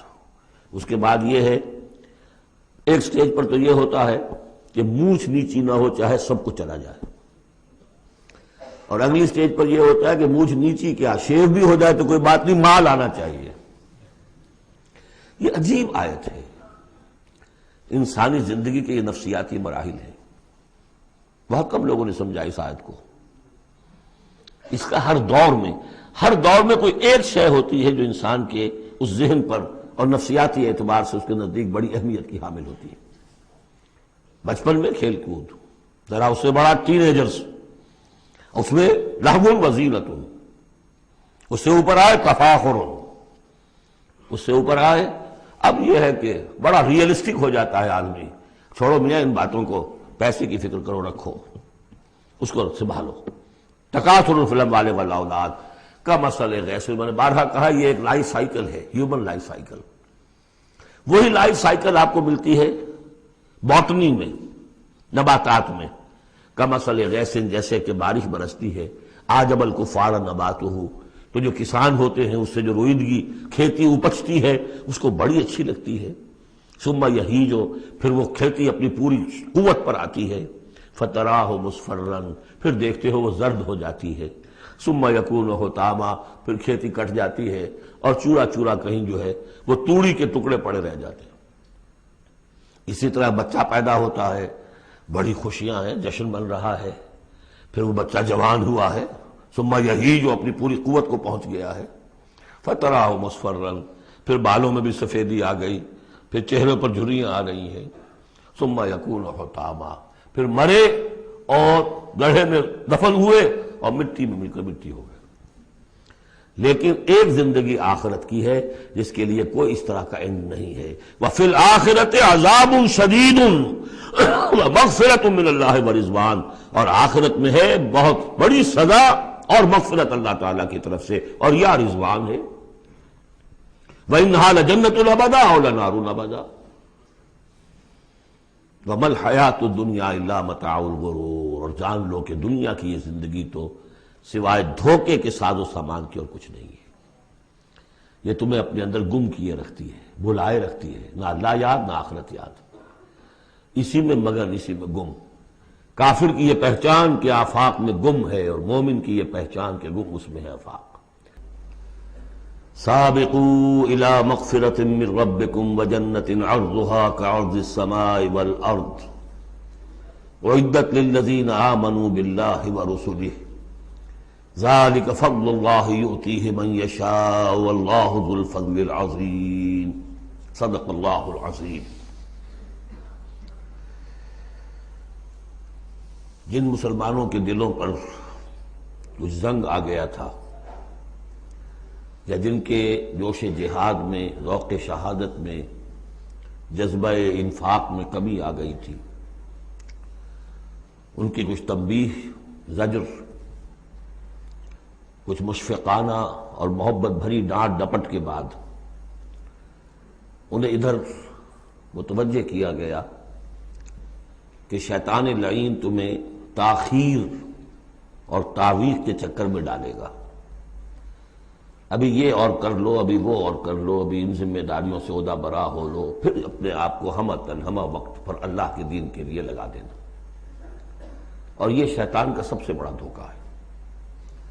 لہذا بڑا ہی جذباتی انداز ہے، الم یأن للذین آمنوا ان تخشع قلوبہم لذکر اللہ وما نزل من الحق۔ پھر انہیں دعوت دی گئی، اگر اپنے گریبان میں جھانکو اور دلوں کو ٹٹولو اور محسوس ہو کہ یہ دل کی بستی تو ویران ہے، اجڑی ہوئی ہے، یہاں وہ ایمان کی مثبت دولت، اس کی روشنی تو موجود نہیں ہے، تب بھی مایوس نہ ہو۔ اعلموا ان اللہ یحیی الارض بعد موتہا، اللہ مردہ زمین کو دوبارہ زندہ کر دیتا ہے، تمہارے نکاحوں کا مشاہدہ ہے۔ لہذا تم بھی کوشش کرو تو اپنی دلوں کی اس مردہ زمین میں اثر نو ایمان کی فصل اگا سکتے ہو، اور وہ پوری طرح بہار دے گی۔ لیکن جیسے تم ہل چلاتے ہو، تمہیں اپنے دل کی اس زمین میں ایک ہل چلانا ہوگا، مال کی محبت کو کھود کھود کر نکالنا ہوگا۔ اس کے لیے صدقہ غریبوں، محتاجوں پر بھی، اور اللہ کے دین کے لیے قرض حسنہ۔ اب اس میں جو سب سے بڑی رکاوٹ ہے حیات دنیاوی، اس کی حقیقت کھول دی۔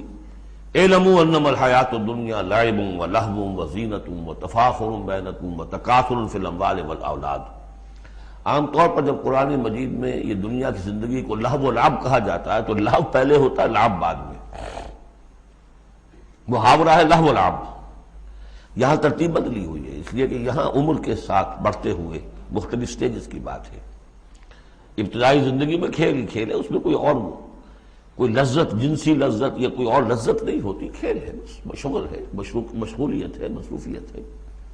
پھر اس میں آتا ہے وہ خطرناک دور ایڈولسنس کا، ٹین ایجرز۔ اب معاملہ جو ہے بگڑنا شروع ہوتا ہے، لعب کے ساتھ لہو بھی، اور پھر اسی مرحلے پر زینت اور زیبائش۔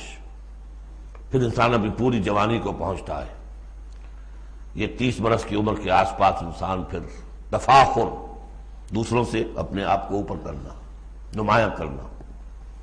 اس کے بعد ذرا عمر ڈھلنے لگتی ہے تو آدمی بڑا ہی حقیقت پسند ہو جاتا ہے، واقعیت پسند، ریئلسٹک۔ اب یہ کہ مال اور دولت اور اولاد یہ ختم نہیں ہوتی یہاں تک کہ انسان قبر میں جا کر اس کو اتار دیا جائے۔ یہ بات جو ہے آخری پارے کی صورت میں آئے گی، الہاکم التکاثر حتی زرتم المقابر۔ یہ جو آخری سٹیج ہے تکاثر فی الاموال والاولاد، یہ پھر پیچھا نہیں چھوڑتی۔ چاہے کسی کے پاس اتنی دولت ہو کہ 5 نسلیں 6 نسلیں پیٹ بھر کر کھا سکتی ہیں، پھر بھی حوث حل من مزید، حل من مزید، مزید کے لیے۔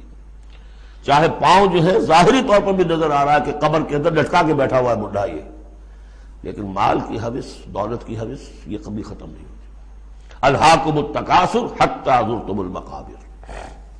اب یہ سارے حقائق واضح کرنے کے بعد اب پکارا جا رہا ہے سابقوا الی مغفرۃ من ربکم، مسابقت کرو ایک دوسرے سے، آگے نکلو، بھاگو، دوڑو، جیسے تم دنیا میں مسابقت کر رہے ہو۔ اس کے ہاں یہ آ گیا، میرے ہاں کیوں نہ ہو۔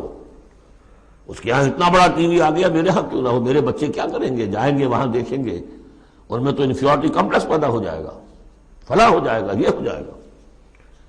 تو تم مسابقت کر رہے ہو دنیا میں کہ جستجو ہے کہ خوب سے ہے خوب تر کہاں ہے، جستجو کہ خوب سے ہے خوب تر کہاں۔ تو یہ مسابقت تمہیں دنیا میں نہیں، دین میں کرو، جنت کے حصول کے لیے کرو۔ سابقوا الی مغفرۃ من ربکم، ایک دوسرے سے آگے نکلو، مسابقت کرو، دوڑ لگاؤ۔ کس چیز کی طرف؟ اپنے رب کی مغفرت کے حصول کے لیے اور اس جنت کے حصول کے لیے۔ ارضھا کعرض السماء والارض، جس کا پھیلاؤ ہوگا جو آسمان اور زمین کا ہے۔ بعض جگہ پر سماوات بھی آیا ہے۔ میرا گمان یہ ہے واللہ عالم کہ جو پہلی جنت بنے گی، نزل جس کو کہا گیا، وہ تو اسی زمین پر ہوگی۔ لیکن پھر اب مراتب کے اعتبار سے جیسے کہا گیا کافروں کے لیے آسمان کے دروازے نہیں کھولے جائیں گے، لیکن اہل ایمان کے لیے یہ دروازے کھلیں گے۔ یہ جو ارب گیلیکسیز ہیں، اور ہر گیلیکسیز میں کتنے سولر سسٹم ہوں گے، اور کتنے سولر سسٹم میں کتنی زمینیں ہوں گی، اتنی ایسی زمین بھی تو ہوگی نا جیسی بالکل ہماری زمین ہے، ہر سولر سسٹم میں ہوگی۔ سورج سے اتنے ہی فاصلے پر، اپنے سورج سے اتنے ہی فاصلے پر جتنے فاصلے پر کہ ہماری زمین ہے۔ یہ ساری جو اللہ نے تیار کر رکھی کس کے لیے؟ یہ ہے کہ جو اہل جنت کے لیے، وہاں جانے کے لیے ہمیں کوئی راکٹس کی ضرورت نہیں ہوگی، اللہ تعالیٰ لے کر جائے گا، جیسے کہ جبرائیل آتے ہیں، ساتویں آسمان سے زمین پر آتے ہیں۔ محمد رسول اللہ ایک مرتبہ زمین سے ساتویں آسمان پر ہوا آئے ہیں، ہم بھی جائیں گے انشاءاللہ، جو بھی ہمیں سے کچھ نصیب ہوگا۔ کون کون سے؟ جنت کا پھیلاؤ ہے پورے آسمانوں اور زمین کے برابر۔ اعدت للذین آمنوا باللہ ورسلہ، وہ تیار کی گئی ہے، سنواری گئی ہے، فرنش کی گئی ہے۔ اعداد کہتے ہیں کسی چیز کے لیے کسی چیز کو تیار کرنا، استعداد اسی سے بنا ہے۔ فلاں میں بڑی استعداد ہے، اعداد باب افعال ہے، تیار کی گئی ہے، سنواری گئی ہے، فرنش کی گئی ہے، ڈیکوریٹ کی گئی ہے۔ وَعِدَّتْ لِلَّذِينَ آمَنُوا بِاللَّهِ وَرُسُلِهِ، ان کے لیے جو ایمان لائے اللہ پر، اس کے رسولوں پر۔ اور ذَلِكَ فَضْلُ اللَّهِ يُؤْتِيهِ مَن يَشَاءُ، یہ اللہ کا فضل ہوگا، جس کو بھی چاہے گا دے گا۔ وَاللَّهُ ذُو الْفَضْلِ الْعَظِيمِ، اللہ بڑے فضل والا ہے۔ اب ایک اور رکاوٹ جو ہوتی ہے اس راستے پر چلنے میں، راستہ یہ کیا ہے؟ اس کی ہدف آگے آ جائے گا، جہاد اور قتال اور انفاق کس کام کے لیے ہے، یہ اس سورہ مبارکہ کا کلائمیکس ہوگا جو آگے آئے گا۔ لیکن ایک اور رکاوٹ جو آتی ہے، یہ تکلیف آ جائے گی، یہ مصیبت آ جائے گی، یہ مسئلہ پیدا ہو جائے گا، یہ مشکل ہو جائے گی، یہ سارے خوف۔ وَلَنَبْلُوَنَّكُمْ بِشَيْءٍ مِّنَ الْخَوْفِ وَالْجُوعِ وَنَقْصٍ مِّنَ الْأَمْوَالِ وَالْأَنفُسِ وَالثَّمَرَاتِ لَتُبْلَوُنَّ فِي أَمْوَالِكُمْ فِي أَنفُسِكُمْ وَأَمْوَالِكُمْ وَلَتَسْمَعُنَّ مِنَ الَّذِينَ أُوتُوا الْكِتَابَ مِن قَبْلِكُمْ وَالَّذِينَ أَشْرَكُوا أَذًى كَثِيرًا، آگے تو جائے گا۔ اب اس کے لیے بتایا کہ ایک بہت بڑا نسخہ دیا جا رہا ہے۔ ما اصاب من مصیبت فی الارض ولا فی انفسکم، نہیں پڑتی کوئی پڑنے والی کوئی تکلیف، کوئی مصیبت، کوئی آزمائش، کوئی رنج دہ چیز، تکلیف دہ ہے، مگر الا فی کتاب من قبل ان نبرأہ، چاہے وہ مصیبت تمہاری اپنی جان پر ہو یا پوری زمین پر ہو۔ وہ بڑے پیمانے پر آیا، سیلاب آیا، زلزلہ آ گیا، ایک انسان کی اپنی ذاتی زندگی میں آیا، ایکسیڈنٹ کے اندر مجروح ہو گیا، کسی بیماری میں مبتلا ہو گیا۔ ما اصاب من مصیبت فی الارض ولا فی انفسکم الا فی کتاب من قبل ان نبرأہ، وہ ایک کتاب میں درج ہے اس سے پہلے کہ ہم اسے ظاہر کریں۔ ان ذالک علی اللہ یسیر، یہ اللہ پر بہت آسان ہے۔ اللہ کا علم جو ہے اتنا محیط ہے ما کان و ما یکون کو، کہ جو کچھ ہونا ہے اس کے علم میں تو پہلے سے موجود ہے۔ تو تم اسے بڑا عجیب سمجھو گے، بہت مشکل سمجھو گے، اللہ پر یہ آسان ہے۔ یہ بات تمہیں کیوں بتا دی گئی؟ اس کا ایک نتیجہ نکلنا چاہیے، لِكَيْ لَا تَأْسَوْا عَلَىٰ مَا فَاتَكُمْ، تم افسوس نہ کیا کرو، مایوس نہ ہو جایا کرو اس چیز پر جو تمہارے ہاتھ سے جاتی رہے۔ حوادث سے، دنیا سے کوئی چیز اگر ہاتھ سے نکل گئی، موقع ہاتھ سے نکل گیا، اب بیٹھے پچھتا رہے ہیں، پیچ و تاب کھا رہے ہیں، میں اگر اس وقت یہ کام نہ کرتا، سیدھا چلا جاتا تو میرا کام بن جاتا، یہ نہ ہوتا، اس نے یہ کام رکاوٹ نہ ڈالی ہوتی تو یہ میرا کام بن جاتا۔ سوائے وہ پیچ و تاب کے کچھ حاصل نہیں، اور جسے یقین ہے کہ یہ ہونا ہی نہیں تھا میرے لیے، اللہ تعالیٰ کی طرف سے یہ شے طے نہیں تھی، بس بات ختم ہو گئی. اور اس کے میرے ہاتھ سے نکل جانے ہی میں کوئی خیر ہے. عسیٰ ان تحبوا شیئا وہو شر لکم وعسیٰ ان تکرہوا شیئا وہو خیر لکم واللہ یعلم وانتم لا تعلمون. میں تو جانتا نہیں، اللہ جانتا ہے.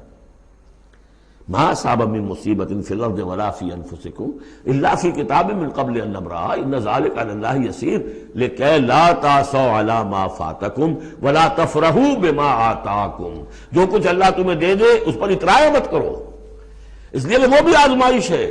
جو دیا ہے تمہیں اس میں آزمائش ہے، اس کو اکاؤنٹ فال کرنا پڑے گا، وہ لائبلٹی ہے. آپ کو معلوم ہے بیلنس شیٹ جب بنتی ہے تو جو کیپٹل ہوتا ہے وہ لائبلٹیز کے کھاتے میں آتا ہے. اتنا مال تھا تمہارے پاس، اب بتاؤ نا کیا کیا تم نے اس میں. تو اللہ جو کچھ دیتا ہے وہ لائبلٹی ہے، اس کو اکاؤنٹ فال کرنا ہوگا قیامت کے دن. تمہیں اتنا مال دیا تھا میں نے، تم نے کیا کیا؟ تمہیں اتنی ذہانت میں نے دی تھی، تم نے کہاں لگائی؟ یہ صلاحیتیں میں نے دی تھی، کہاں خرچ کی؟ دنیا بنانے میں یا آخرت بنانے میں؟ باطل کے نظام کی چاکری کرنے میں؟ IMF کی سروس ہو رہی ہے، اتنے بلین روپے تنخواہ مل رہی ہے، ٹھیک ہے، چاکری کس کی ہو رہی ہے؟ کس کے نظام کو چلا رہے ہو؟ کس کی رتھ میں گھوڑے بن کر جتے ہوئے ہو؟ غور کرنے کی بات ہے. اب ہمیں فخر ہوتا ہے فلاں شخص ورلڈ بینک کے اتنے عہدے پر پہنچ گیا، ہمارا عزیز اور ہمارا. کس کی چاکری ہو رہی ہے؟ لیفٹیننٹ بن گیا انگریز کی فوج میں، انگریز کی فوج میں. لِكَيْ لَا تَعْصَوْا عَلَىٰ مَا فَاتَكُمْ وَلَا تَفْرَحُوا بِمَا آتَاكُمْ. جو کچھ تمہارے ہاتھ سے جاتا رہے، نکل جائے، اس پر افسوس نہ کیا کرو، اور جو کچھ اللہ تمہیں دے دے اس پر اطراء نہ کرو، سوچا کرو. بلکہ امام احمد ابن حنبل رحمۃ اللہ علیہ کا معاملہ تو یہ ہوا تھا کہ جب وہ خلق قرآن کا مسئلہ چل رہا تھا تو جس زمانے میں کہ ان پر عتاب ہو رہا تھا حکومت کی طرف سے، جیل میں تھے، مارا جاتا تھا کہ کہو کہ قرآن مخلوق ہے، اور وہ کہنے کو تیار نہیں تھے. کہتے ہیں ایسی ایسی ماریں پڑی ہیں کہ ہاتھی کو بھی وہ مار پڑے تو وہ بلبلا اٹھے. کبھی آنکھوں میں آنسو نہیں آئے. اس کے بعد حکومت بدل گئی. اب جو نیا خلیفہ ہے اس کی رائے کچھ اور ہے. وہ اب خلق قرآن کا مسئلہ دفن ہو چکا.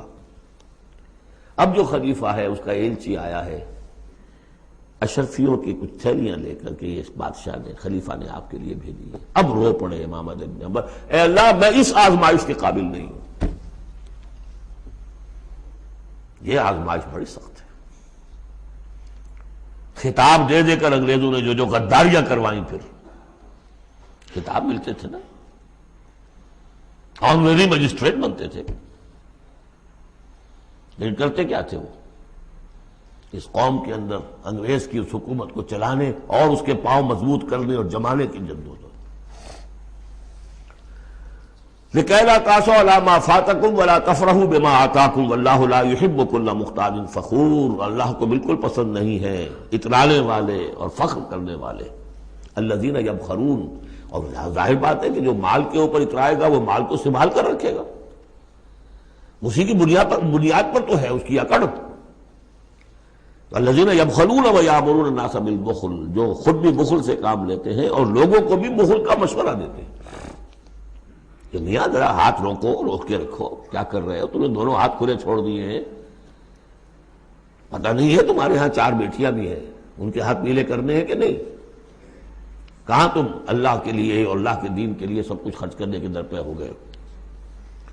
وَمَن يَتَوَلَّ فَإِنَّ اللَّهَ هُوَ الْغَنِيُّ الْحَمِيدُ. اور جو کوئی رخ پھیر لے گا، منہ موڑ لے گا، تو اللہ تعالیٰ تو غنی ہے اور حمید ہے، اسے کسی کے احتیاج نہیں ہے، وہ ستودہ صفات ہے. اب آ گیا ہے کلائمیکس اس سورہ کا. یہ آج کے ہم مسلمانوں کے لیے قرآن مجید کی اہم ترین آیت ہے. دین کا کانسیپٹ ہمارا کیا ہے؟ حکومت انگریز کی ہوتی رہے، ہمیں کیا نمازیں پڑھنی، روزے رکھنے ہیں. بہت بڑے عالم نے انگریز کے دور میں کہا تھا ہمیں کوئی ایسا کام نہیں کرنا چاہیے جس سے انگریزوں کو، ہمارے حاکموں کو تشویش ہو، اس لیے کہ انہوں نے ہمیں مذہبی آزادی دی ہوئی ہے. ہمیں وہ روکتے ہی نہیں، نمازیں پڑھو، داڑیاں رکھو، روزے رکھو، حج کرو، انگریز روکتا نہیں. جس پر پھر علامہ اقبال نے پھپتی چست کی تھی کہ ملا کو جو ہے ہند میں سجدے کی اجازت، ناداں یہ سمجھتا ہے کہ اسلام ہے آزاد. اسلام کہاں آزاد ہے؟ کیا قرآن کا قانون نافذ ہے؟ وہاں تو قانون فوجداری ہند ہے، ضابطۂ دیوانی ہند، ضابطۂ دیوانی ہے، ضابطۂ فوجداری کس کا؟ انگریز کا. کس کا قانون؟ اصل میں دین کا جو تصور تھا وہ ہمارا بگڑتا بگڑتا، تنگ ہوتا ہوتا، سکڑتا سکڑتا، پرورٹ ہوتا ہوا یہاں تک آ گیا ہے کہ چند ریچولز ہیں، چند رسومات ہیں، بس وہ دین ہے. باقی جو ہو سو ہو. یہاں ذرا اس آیت کو آپ دیکھیے. ایک تو یہ کہ اس اعتبار سے اہم ترین ہے کہ ہمارے اس تصور دین کو چیلنج کرنے والی، جھنجھوڑنے والی. دوسرا یہ کہ واقعہ یہ ہے کہ میں سمجھتا ہوں کہ پوری انسانی تاریخ میں ایسی ننگی اڑیاں انقلابی عبارت کہیں آپ کو نہ مل سکے جو اس ایک آیت میں ہے. اور ڈنکے کی چوٹ دھڑلنے کے ساتھ، ناٹ چیوئنگ دی ورڈز، کھل کر بات کی. غور کیجئے کہ حرف سمجھیے. لقد ارسلنا رسلنا بالبینات، ہم نے بھیجا اپنے رسولوں کو واضح نشانیوں کے ساتھ. وانزلنا معہم الکتاب والمیزان، اور ہم نے ان کے ساتھ کتاب اتاری، میزان اتاری. یہ سب کچھ کس لیے کیا؟ لیقوم الناس بالقسط، تاکہ لوگ عدل پر قائم ہوں. یہ قرآن اس لیے اتارا کہ اس کی قرآن خوانی کی مجلسیں ہو جائیں، یا قرات کی محفلیں ہو جائیں، یا خطاطی کی نمائشیں ہو جائیں. اللہ اللہ خیر سر. 40 من کا قرآن ہم نے لکھ لیا ہے سونے کے تاروں سے، بہت تیر مارا ہے. قرآن اس لیے نازل ہوا تھا، نظام کسی اور کا، قانون پہ راضی اوروں کے. مولانا ماہر القادری صاحب کا جو شعر تھا، یہ مجھ سے عقیدت کے دعوے، قانون پہ راضی اوروں کے، یوں بھی مجھے رسوا کرتے ہیں ویسے بھی رلایا جاتا ہوں.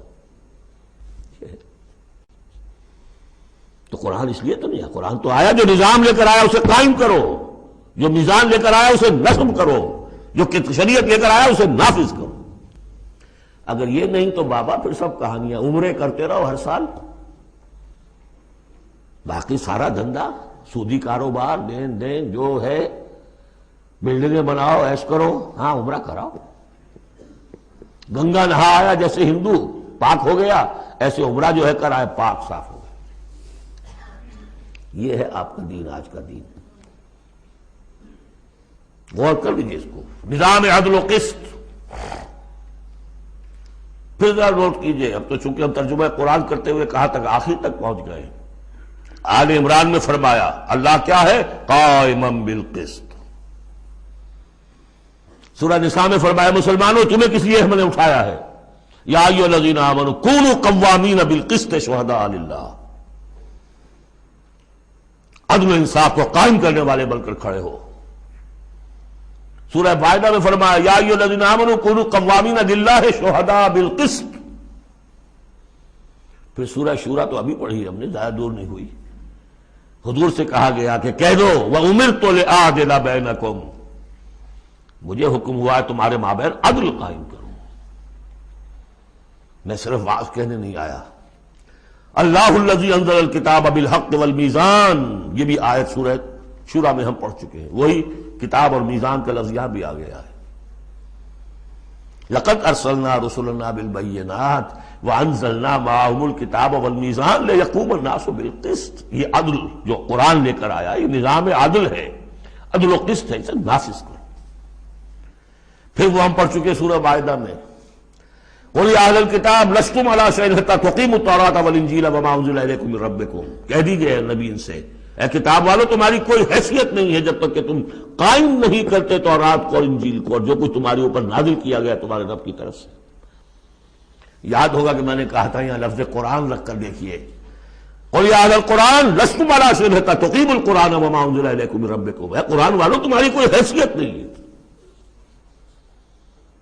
You have no face to talk to us. ہم سے دعائیں مانگ رہے ہو؟ ہم تمہاری دعائیں تمہارے منہ پر دے کر مارتے ہیں۔ تم نے وہ قرآن نافذ کیا یا اس کی تلاوت کی؟ تراویح میں سن لیا پورے رمضان میں ایک قرآن تو بڑا تیر مار دیا، کیا اس کا ایک حرف نہ سمجھاؤ؟ لقد ارسلنا رسلنا بالبینات وانزلنا معهم الکتاب والمیزان لیقوم الناس بالقسط، اور عدل کے راستے میں تو رکاوٹ ڈالیں گے وہ لوگ کہ جو ایکسپلائٹ کر رہے ہیں۔ جاگیردار کبھی چاہے گا کہ جاگیریں ختم ہو جائیں، وہ تو ٹیکس دینے کو تیار نہیں، آپ کہتے ہیں جاگیرداری ختم ہو جائے۔ ہاں کوئی ہو سکتا ہے ایسا بھی جاگیردار شریف النفس، کوئی سرمایہ دار ایسا ہو سکتا ہے شریف النفس، لیکن شاذ ہوگا وہ، کوئی ہوگا، اکثر و بیشتر تو نہیں ہوں گے۔ ابو بکر بھی ایمان لے آئے تھے، اونچے طبقے سے تھے، عثمان بھی ایمان لے آئے تھے، اونچے طبقے سے تھے، اکثر و بیشتر تو نہیں۔ اکثر و بیشتر تو ریزنٹ کریں گے، ریزسٹ کریں گے، اسٹیٹس کو چاہیں گے، وہ چاہیں گے نظام کے اندر کوئی تبدیلی نہ آئے۔ ہمارے اس کے ساتھ مفادات وابستہ ہیں، ہمارے انٹرسٹ ہیں، ویسٹڈ انٹرسٹ، ہمیں ان سے پریولیجز ملی ہوئی ہے اس نظام سے، نظام بدلے گا تو ہم گئے۔ ایسے لوگوں کی سرکوبی کے لیے ہم نے لوہا بھی اتارا ہے۔ وَأَنزَلْنَا الْحَدِيدَ فِيهِ بَأْسٌ شَدِيدٌ، ہم نے لوہا بھی اتارا ہے۔ یہی ایک ہی آیت چل رہی ہے، دوسری آیت نہیں ہے یہ۔ اس لیے میں نے کہا تھا کہ اڑیاں ترین یہ عبارت ہے کہ انقلاب کے لیے کچھ سر کچلنے پڑتے ہیں، ورنہ نہیں انقلابات، اور اس میں کوئی ریگریٹس نہیں ہے، اس میں کوئی معذرت نہیں ہے۔ جب یہ لوگ کہتے ہیں کہ وار فار پیس، اگر یہ کہتے ہیں کہ دنیا میں ہیومن رائٹس کے لیے ہم حملہ کر رہے ہیں، کیا مطلب ہے؟ تمہارا اپنا ایک تصور ہے، عدل انسانی کا ایک تصور ہے، اس کے لیے تم طاقت بھی استعمال کر رہے ہو، لوگوں کا گھیراؤ کر رہے ہو، انہیں آئسولیٹ کر رہے ہو، سینکشنز لگا رہے ہو۔ کیوں؟ کہ تمہاری مرضی کے مطابق نظام انہوں نے کیوں نہیں بنایا؟ تو اہل ایمان کو اللہ نے ایک نظام دیا ہے، وہ اللہ کا دیا ہوا نظام ہے، عدل و قسط پر مبنی ہے۔ اس نظام کو قائم کرنے کے لیے وہ اگر طاقت بھی ہوگا تو استعمال کریں گے۔ ہاں طاقت نہیں ہے تو ٹھیک ہے، پڑے ہوئے ہیں، اس میں یہ کہ طاقت فراہم کرو، دعوت دو، لوگ جمع ہوں، اس کے لیے تن من دھن لگانے کا عہد کریں، ان کی تربیت ہو۔ محمد رسول اللہ کیا کر رہے تھے مکے میں 12 برس تک؟ وہ آپ نے طاقت تیار کی ہے، وہ طاقت جو ہے پھر کوڑا بن گیا جب تو کوڑا دے کر مارا ہے باطل کے اوپر۔ بل نقذف بالحق علی الباطل فیدمغہ، ہم باطل کے اوپر حق کو مارتے ہیں جو اس کا بھیجا نکال دیتا ہے۔ فاذا ہوا زاہق، یہی ہوا۔ لیکن اس دوران میں، اس پروسیس میں اہل ایمان کو جانیں دینی پڑیں گی، تکلیفیں جھیلنی ہوگی، گھر بار چھوڑنے ہوں گے، جان و مال کے نقصانات برداشت کرنے ہوں گے۔ یہ ہے انقلابی عمل۔ وَأَنزَلْنَا الْحَدِيدَ فِيهِ بَأْسٌ شَدِيدٌ، ہم نے اتارا لوہا، اس میں بڑی جنگ کی صلاحیت ہے، ہتھیار بنتا ہے۔ وہ منافع للناس، لوگوں کے لیے کچھ اور منفعت بھی ہے۔ اصل میں تو یہ تلوار اور نیزے اور ڈھال کے لیے ہے، باقی یہ کہ چمٹا پھگنی اور توا بھی تم نے بنا لیے، چلو کوئی بات نہیں۔ اب تو وہ چمٹا پھگنی اور توے کا دور بھی گزر گیا۔ وَلِيَعْلَمَ اللَّهُ مَن يَنصُرُهُ وَرُسُلَهُ بِالْغَيْبِ، اللہ دیکھنا چاہتا ہے کہ کون ہے اس کے وہ وفادار بندے جو لوہے کی طاقت کو ہاتھ میں لے کر اللہ کی اور اس کے رسولوں کی مدد کرتے ہیں غیب میں ہونے کے باوجود۔ دین اللہ کا ہے، اور اسے غالب کرنے کے لیے جو اللہ کے بندے میدان میں آ گئے، گویا کہ وہ اللہ کے مددگار ہیں۔ یا ایھا الذین آمنوا کونوا انصار اللہ،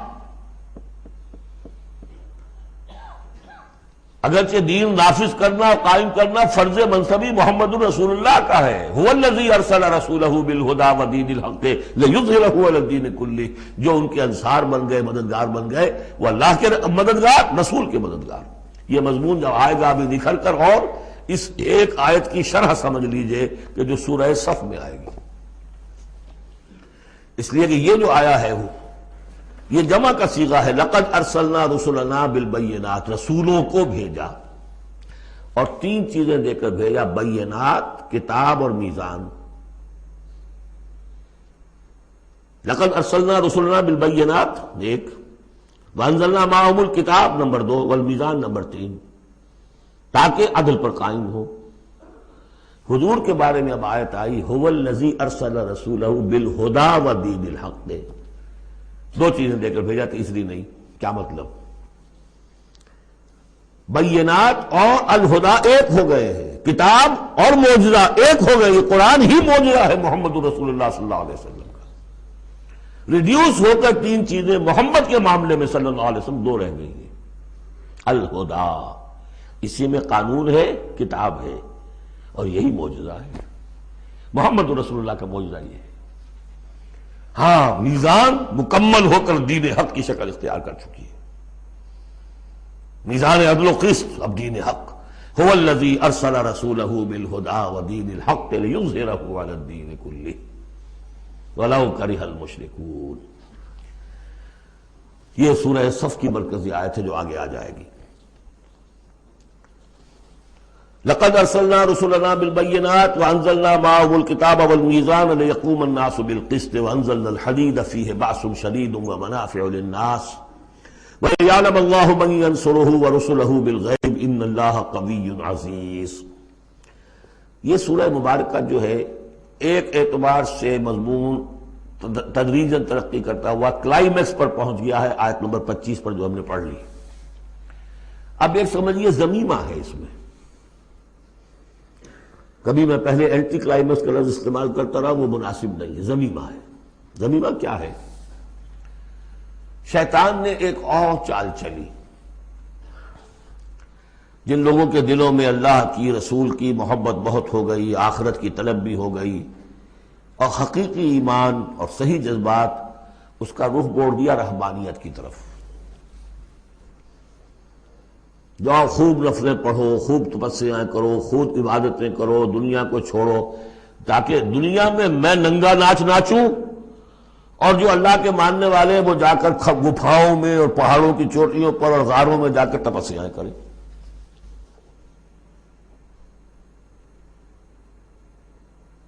اس کی نفی ہو رہی ہے۔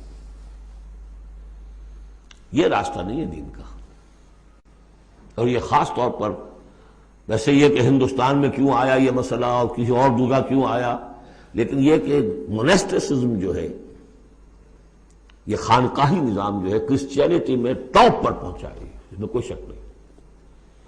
ہسٹری آف کرسچین مونسٹسزم، یہ پوری کتابیں ذخیر لکھی ہوئی، اس کی ایک مثال دے رہے ہیں کہ یہ ایک غلطی ہوئی ہے۔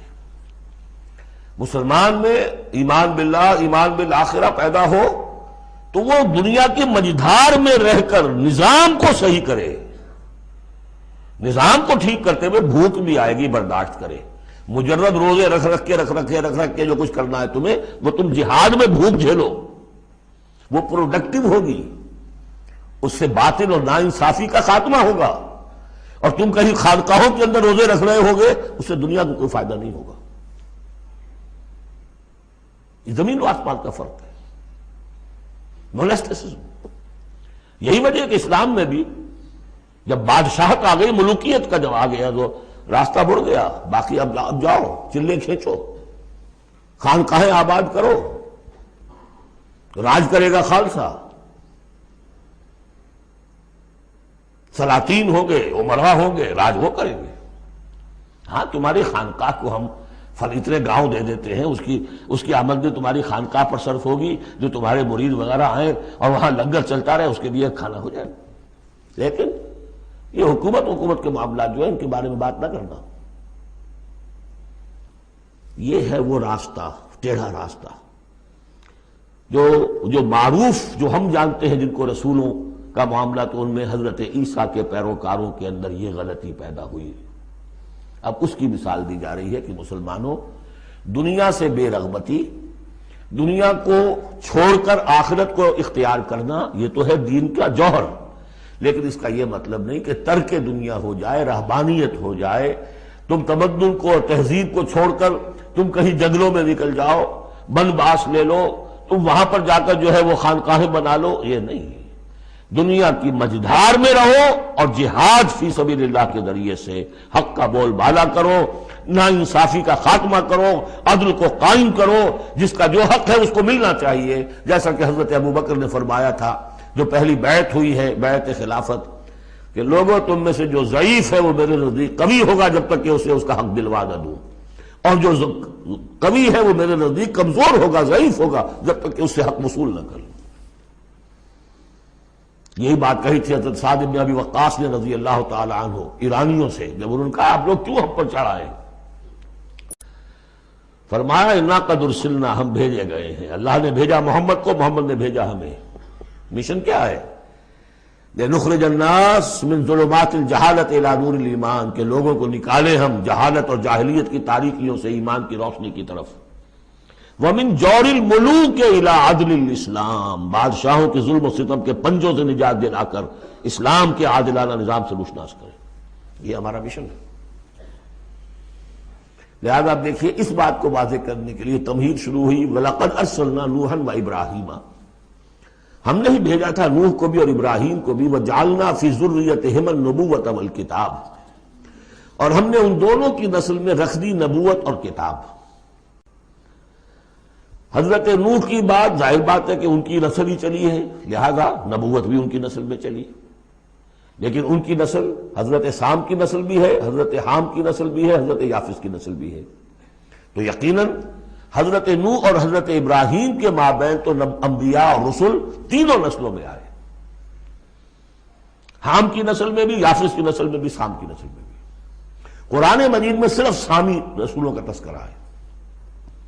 البتہ ابراہیم کے بعد پھر جو آئے ہیں وہ حضرت ابراہیم کی نسل میں آئے ہیں، اور حضرت ابراہیم چونکہ اب سے تقریباً 5000 برس قبل کے ہیں، اور ان کی اولاد کہاں کہاں تک گئی ہے یہ بالکل اپنی جگہ پر ایک تحقیق کا موضوع ہے. لیکن نبی ان کے بعد آئے ہیں ان کی نسل میں. وَلَقَدْ أَرْسَلْنَا نُوحًا وَإِبْرَاهِيمَ وَجَعَلْنَا فِي ذُرِّيَّتِهِمَا النُّبُوَّةَ وَالْكِتَابَ فَمِنْهُمْ مُهْتَدٍ وَكَثِيرٌ مِّنْهُمْ فَاسِقُونَ. اب ان کی نسل کے اندر بہت سے ہیں ہدایت یافتہ بھی ہیں، لیکن بہت سے کثیر جو ہیں وہ فاسق ہیں. یہ تمہید ہے کس بات کے لیے؟ ثُمَّ قَفَّيْنَا عَلَىٰ آثَارِهِمْ بِرُسُلِنَا وَقَفَّيْنَا بِعِيسَىٰ ابْنِ مَرْيَمَ. پھر ہم نے بھیجے ان کے پیچھے ان کے نقش قدم پر، آثارہم برسلنا، اپنے بہت سے رسول. وقفینا بعیسیٰ ابن مریم، اور پھر ہم نے بھیجا عیسیٰ ابن مریم کو. عیسیٰ ابن مریم کے تذکرے کے لیے یہ ساری تمہید ہے. وجعلنا فی ذریتہم وآتیناہ الانجیل، اور اسے ہم نے انجیل عطا فرمائی حضرت عیسیٰ ابن مریم کو. وجعلنا فی قلوب الذین اتبعوہ رأفۃ ورحمہ، اور ہم نے رکھ دیا، پیدا کر دیا ان لوگوں کے دل میں جنہوں نے اس کی پیروی کی بڑی نرمی اور رحمت. رافت اور رحمت، رافت کہتے ہیں اس کو کہ کسی کو تکلیف میں دیکھ کر آپ تڑپ اٹھیں، یہ رافت ہے. اور رحمت یہ ہے کہ آپ اب اس کے لیے اس تکلیف کے ازالے کے لیے کوئی کوشش کریں. گویا کہ یہ ایک جیسے کہ ہمارے ہاں وہ ریفلیکس ایکشن کا ایک سرکل ہے. ادھر کسی چیونٹی نے کاٹا، اس کا سارا تصور جو ہے یہاں پہنچ گیا دماغ میں، کسی چیز نے کاٹا، فوراً وہاں سے حکم آیا اور جو مسلز ہیں ان کو حکم ہوا اور ہاتھ جو ہم نے کھینچ لیا. انسٹنٹینیسلی یہ شے ہوتی ہے. اسی طریقے سے کسی کو دیکھا تکلیف میں اور خنجر چلے کسی پہ، تڑپتے ہیں ہم امیر، سارے جہاں کا درد ہمارے جگر میں ہے. اگر یہ شکل پیدا ہو جائے تو پھر آدمی اس کے نتیجے میں پھر جو بھی کچھ کر سکتا ہے کرتا ہے اس کے لیے. تو رافت اور رحمت یہ گویا کہ کمپلیمنٹری ہے. اللہ تعالیٰ فرما رہے کہ حضرت عیسیٰ کے جاننے والوں ماننے والوں کے دلوں میں یہ بات تو ہم نے پیدا کی ہے. خود تسلیم کر رہے ہیں وَجَعَلْنَا فِي قُلُوبِ الَّذِينَ اتَّبَعُوهُ رَأْفَةً وَرَحْمَةً. اس کی وجہ کیا ہے؟ حضرت عیسیٰ خود بہت رقیق القلب تھے، بہت نیک تھے. اس درجے ان کے اندر تھی کہ ایک چور کو دیکھا اپنی آنکھوں سے کہ چوری کر رہا ہے، اسے کہا کیا کر رہا ہے؟ چوری کر رہا ہے. اس نے کہا نہیں میں چوری تو نہیں کر رہا. اچھا بھائی میری آنکھ نے غلط دیکھا. حضرت عیسیٰ کی اپنا مزاج، ہر ایک کا اپنا مزاج ہے. لہذا وہی مزاج ان کے جو حواریین تھا ان کے اندر پیدا ہوا ہے، رافت، رحمت، رقت قلب، شفقت۔ لیکن یہ چیز اب شیطان نے اس کو موڑ دیا رہبانیت کی طرف، وَرَهْبَانِيَّةً ابْتَدَعُوهَا، رہبانیت کی بدعت انہوں نے ایجاد کی ہے۔ ایک شے تو ہم نے رکھی ان کے دل میں، رافت اور رحمت ہم نے رکھ دی۔ تو رافت اور رحمت تو بری شے نہیں ہے، خود حضور کے لیے لفظ سورہ توبہ کی آخری آیت میں آ چکا ہے، بالناس رؤوف الرحیم، بالمومنین رؤوف الرحیم، اہل ایمان کے حق میں آپ رؤوف بھی ہیں، رحیم بھی ہیں۔ رافت اور رحمت، رافت اور رحمت بری شے تو نہیں، لیکن اس کا جو رخ موڑا ہے شیطان نے، اس کو کہا بدعت، وَرَهْبَانِيَّةً ابْتَدَعُوهَا، رہبانیت کی بدعت انہوں نے ایجاد کر لی، مَا كَتَبْنَاهَا عَلَيْهِمْ، ہم نے تو وہ ان پر فرض نہیں کی تھی،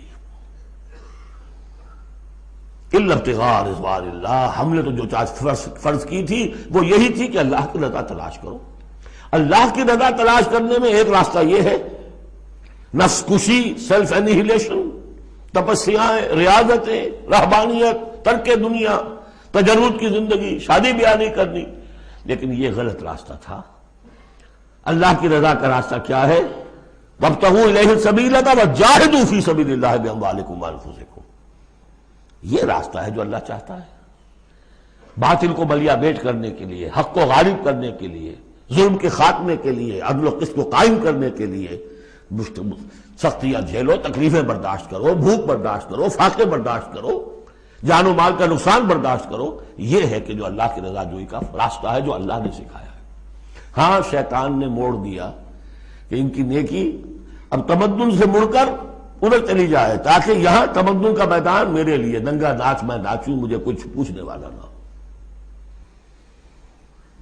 فَآتَيْنَا الَّذِينَ فَمَا رَعَوْهَا حَقَّ رِعَایَتِهَا، پھر ایک اور دوہرا جو کے اوپر چارج شیٹ ایک اور ہے، پھر وہ رعایت بھی نہیں کر سکے اس کی جیسی کہ رعایت کرنی چاہیے تھی۔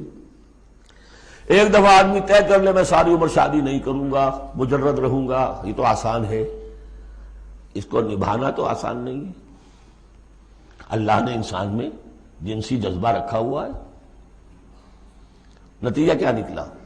وہ تو جو کتابیں میں نے بتایا ہے کہ یہ موٹی موٹی ضخیم کتابیں جو ہے ہسٹری آف کرسچین موناسٹسزم پر، ان میں پڑھ لیجیے اب کیا ہوتا تھا۔ کہنے کو راہب ہے اور راہبائیں ہیں، اور زنا ہو رہا ہے، حرامی بچوں کی پیدائش ہو رہی ہے، اور ان کے تہخانوں کے اندر قبریں بن رہی ہیں۔ وہ تہخانے جو ہوتے تھے راہب خانوں کے، وہ حرامی بچوں کے قبرستان ہوتے تھے۔ آخر فطرت کا راستہ ہے، دریا کے آگے آپ بند باندھیں گے کیا کریں گے؟ کوئی راستہ اس کا ایک اور بنائیے تو پھر بند باندھ سکتے ہیں نا، چلتے دریا میں کیسے بنا دیں گے؟ وہ اسلام نے راستہ دیا ہے، حلال راستہ ہے، جائز راستہ ہے، شادی کرو، اپنے جنسی جذبے کی تسکین کا سیدھا سامان جو ہے وہ تمہارے لیے موجود ہے۔ جہاں وہاں قدغن آ جائے گی، حرام خوری ہوگی، پانی کے آگے بہاؤ کرے تو پانی کہیں نہ کہیں سے راستہ نکال لے گا، یہی ہوا۔ وہ جمی سواگت ہو آج کی دنیا کی یا کوئی بھی ہو، پھر جن کے اسکینڈلز آتے ہیں، اور کون بچا ہوا ہے؟ شاذ کوئی ہوگا، اس لیے کہ خود وہ کہتے ہیں، انہی کا ایک آدمی ہے، شاہدہ شاہد من اہلہا، جب فرائیڈ جو ہے انہی کا آدمی وہ کہتا ہے کہ یہ سب سے زیادہ پوٹنٹ ہے موٹیو انسان کا، the most potent motive in human beings is sex. حالانکہ غلط ہے یہ، مغربی حکماء میں سے کسی کی نظر کہیں جم گئی، کسی کا کہیں جم گئی، مارکس کو پیٹ نظر آیا، معاشی جذبہ جو ہے انسان کا، اس کو سیکس نظر آیا، ایڈلر کو دی ارج ٹو ڈومینیٹ، تفوق، حب تفوق، یہ ساری چیزیں اپنی جگہ پر پارشل ٹروتھس ہیں، سب ٹھیک ہیں، لیکن بہرحال جو اتنا بڑا جذبہ ہے اس کے آگے آپ ایک غیر فطری اگر بند باندھیں گے تو اس کا نقصان کیا ہوگا؟ فما رعوها حق رعایتها، تو پھر وہ رعایت بھی نہ کر سکے، اس کی حفاظت نہ کر سکے، اس کا حق ادا نہ کر سکے، اس کو نبھا نہ سکے جیسا کہ نبھانے کا حق تھا۔ فآتینا الذین آمنوا منہم اجرہم، تو ان میں سے جو لوگ ایمان لے آئے، یعنی یہ کہ جو بھی مسلمان ہو گئے، یہ بھی مانی ہے، یا اپنے اپنے زمانے میں حضور صلی اللہ علیہ وسلم سے کی بعثت سے پہلے جو لوگ بھی تھے صاحب ایمان ان میں، ان کے لیے ان کا اجر ہے۔ وَكَثِيرٌ مِّنْهُمْ فَاسِقُونَ، لیکن ان کی بھی اب اکثریت جو ہے فاسقوں پر مشتمل ہے۔ یا ایھا الذین آمنوا اتقوا اللہ وآمنوا برسولہ، اس کے دو مفہوم ہیں. ایک تو یا ایھا الذین آمنوا اہل ایمان، مسلمانوں سے خطاب ہے. اہل ایمان اللہ کا تقوی اختیار کرو اور اللہ کے رسول پر ایمان کو پختہ کرو. لقد کان لکم فی رسول اللہ اسوۃ حسنہ، ان کی زندگی میں دیکھو کیا توازن تھا. انہوں نے ترک دنیا تو نہیں کی، شادیاں کی، بھرپور زندگی گزاری ہے، ان کی اولاد بھی تھی، کتنی بیٹی کتنی بیویاں تھیں. ہاں اس کے باوجود پوری زندگی لگی ہے دین کے غلبے کی جد و جہد میں. یہ اسوہ ہے، یہ آئیڈیل ہے تمہارے لیے، یہ نمونہ ہے، ان کی پیروی کرو. لقد کان لکم فی رسول اللہ اسوۃ حسنہ. اور اس اسوے میں واقعہ یہ ہے کہ یہ بھی دیکھنے کی ضرورت ہے. ایک تو یہ کہ آپ حضور کی زندگی میں گنتے چلے جائیں، یہ چیز بھی تھی، یہ چیز بھی تھی، یہ چیز بھی تھی، یہ چیز بھی تھی، یہ چیز گن لی، آپ نے فہرست بنا لی. آپ نے وہ ساری چیزیں جو ہے اپنے اندر پیدا کرنے کی کوشش کی، فیصلہ کر لیا کریں گے. لیکن اگر یہ حماقت آپ نے کر دی کہ دیکھا نہیں کہ ان مختلف چیزوں کے مابین ریشیو پروپورشن کتنا تھا. اصل شہر ریشیو پروپورشن، ایک چیز کتنی تھی، دوسری کتنی تھی، تیسری کتنی تھی. اگر ریشیو پروپورشن ڈسٹرب ہو جائے گا تو اسوہ تو ختم ہو جائے گا. جیسے نسخے کے اندر 4 دوائیں ہیں، ایک تولہ بھر ہے، ایک ماشا بھر ہے، ایک فرض کیجیے چھٹانک بھر ہے، اور آپ نے وہ چھٹانک والے کو تولا کر دیا، تولے کو چھٹانک کر دیا، تو نسخہ شفا کے بجائے نسخہ ہلاکت بن جائے گا. تو محض یہ ثابت کر دینا یہ ثابت ہے، فلاں حدیث سے ثابت ہے، یہ ایک بات ہے، صحیح ہے. لیکن یہ دیکھیے کہ حضور کا مجموعی جو طرز عمل ہے، آپ کا جو رویہ ہے، زندگی جو آپ نے گزاری ہے، اس میں ٹائم ایلوکیشن کیا تھا، اس میں ریسورسز کی ایلوکیشن کدھر تھی، اس میں اب پرائرٹیز کس کو تھی، کیا چیز جو تھی وہ پرائمری تھی، کیا سیکنڈری تھی. اگر یہ چیزیں بھی ملحوظ نہ رکھی گئیں تو وہ اسوہ نہیں رہے گا، وہ کچھ اور بن جائے گا. لہذا یہاں زور جو ہے وہ آمنوا برسولہ. اور ایک بات یہ ہے کہ یہاں پر اہل کتاب کو بھی خطاب کیا جا رہا ہے کہ ان میں سے بھی جن لوگوں کے دلوں کے اندر ابھی کوئی رمق تھی ایمان کی، سابقہ ایمان کی، ان کو پکار کر کہا جا رہا ہے یا ایھا الذین آمنوا اتقوا اللہ وآمنوا برسولہ. اللہ کو جو تم مانتے ہو پہلے سے، اس کا تقوی اختیار کرو. اب تمہارے لیے بڑا امتحان یہ کہ اس رسول پر بھی ایمان لاؤ. اور اگر تم اس رسول پر بھی ایمان لاؤ گے، یؤتکم کفلین من رحمتہ، تمہیں دوہرا دے گا اپنی رحمت میں سے حصہ. اہل کتاب جو ایمان لائے حضور پر، ان کے لیے دوہرا اجر ہم پڑھ چکے ہیں پہلے ہی، سورہ قصص میں آ چکا ہے. وَيَجْعَلْ لَكُمْ نُورًا تَمْشُونَ بِهِ. اب یہ دونوں کو کور کرے گا. اگر تم نے رسول پر ایمان پختہ رکھا، اسی لیے جو میں زور دیتا ہوں کہ منہج انقلاب نبوی تلاش کیجئے. آپ حضور نے کیسے انقلاب برپا کیا؟ محض اقامت دین کی جد و جہد کے لیے تن من دھن لگا دینا، یہ پہلا قدم ہے. اللہ مجھے اور آپ کو توفیق دے کہ ہم اس کا فیصلہ کریں. پھر مرحلہ آئے گا کس طریقے پر کریں. وہ منہج اگر انقلاب نبوی کا نہیں ہے، خلاف پیمبر کسے راہ گزید کہ ہرگز بمنزل نہ خواہد رسید. اگر پیغمبر کے راستے سے ہٹ کر کوئی راستہ اختیار کیا، کبھی منزل تک نہیں پہنچ سکو گے.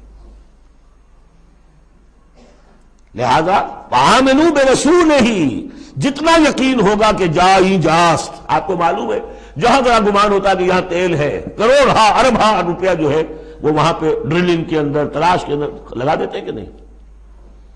یقین ہو کہ جائی جاست. اصل شے ہے سیرت محمدی صلی اللہ علیہ وسلم، اصل شے ہے طریق محمدی صلی اللہ علیہ وسلم، منہج و منہاج محمدی صلی اللہ علیہ وسلم. وَلِكُلٍّ جَعَلْنَا مِنْكُمْ شِرْعَةً وَمِنْهَاجًا. ہم نے تم میں سے سب کے لیے علیحدہ علیحدہ شریعتیں، علیحدہ علیحدہ منہاج بنائے ہیں. منہاج محمدی کیا ہے، اس کو تلاش کرو اور اس کو اختیار کرو. یا ایھا الذین آمنوا اتقوا اللہ وآمنوا برسولہ یؤتکم کفلین من رحمتہ ویجعل لکم نورا تمشون بہ ویغفر لکم واللہ غفور رحیم. اور بخش دے گا. پھر اس راستے پر آدمی چل پڑے، رخ سیدھا کر لے، بحیثیت مجموعی زندگی صحیح رخ پر آ گئی تو خطا تو ہو جائے گی کبھی نہ کبھی، کہیں پاؤں پھسل جاتا ہے آدمی کا، اٹھتا ہے توبہ کرتا ہے۔ انما التوبۃ علی اللہ للذین آمنوا للذین یعملون السوء بجہالۃ ثم یتوبون من قریب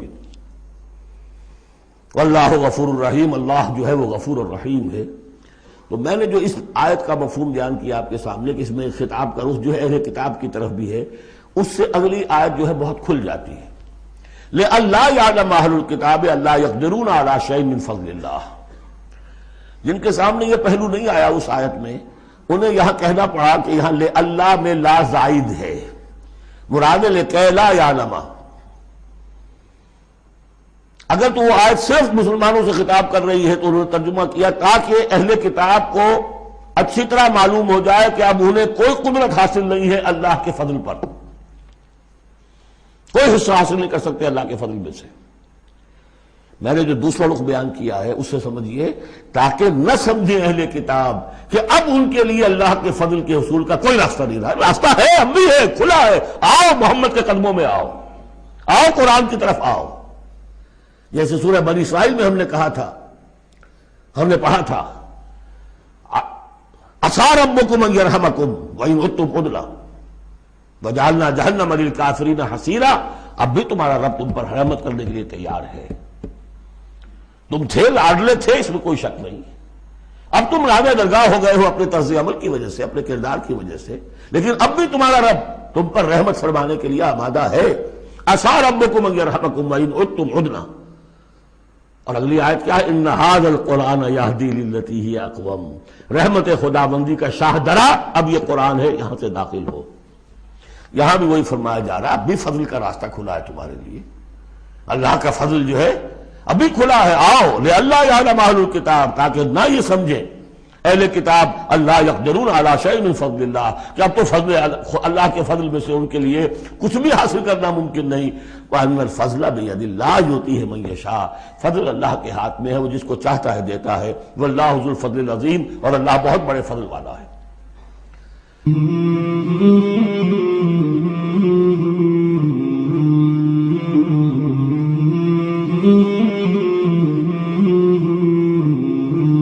مولاي صل وسلم دائما أبدا على حبيبك خير الخلق كلهم، مولاي صل وسلم دائما أبدا على حبيبك خير الخلق كلهم، مولاي صل وسلم دائما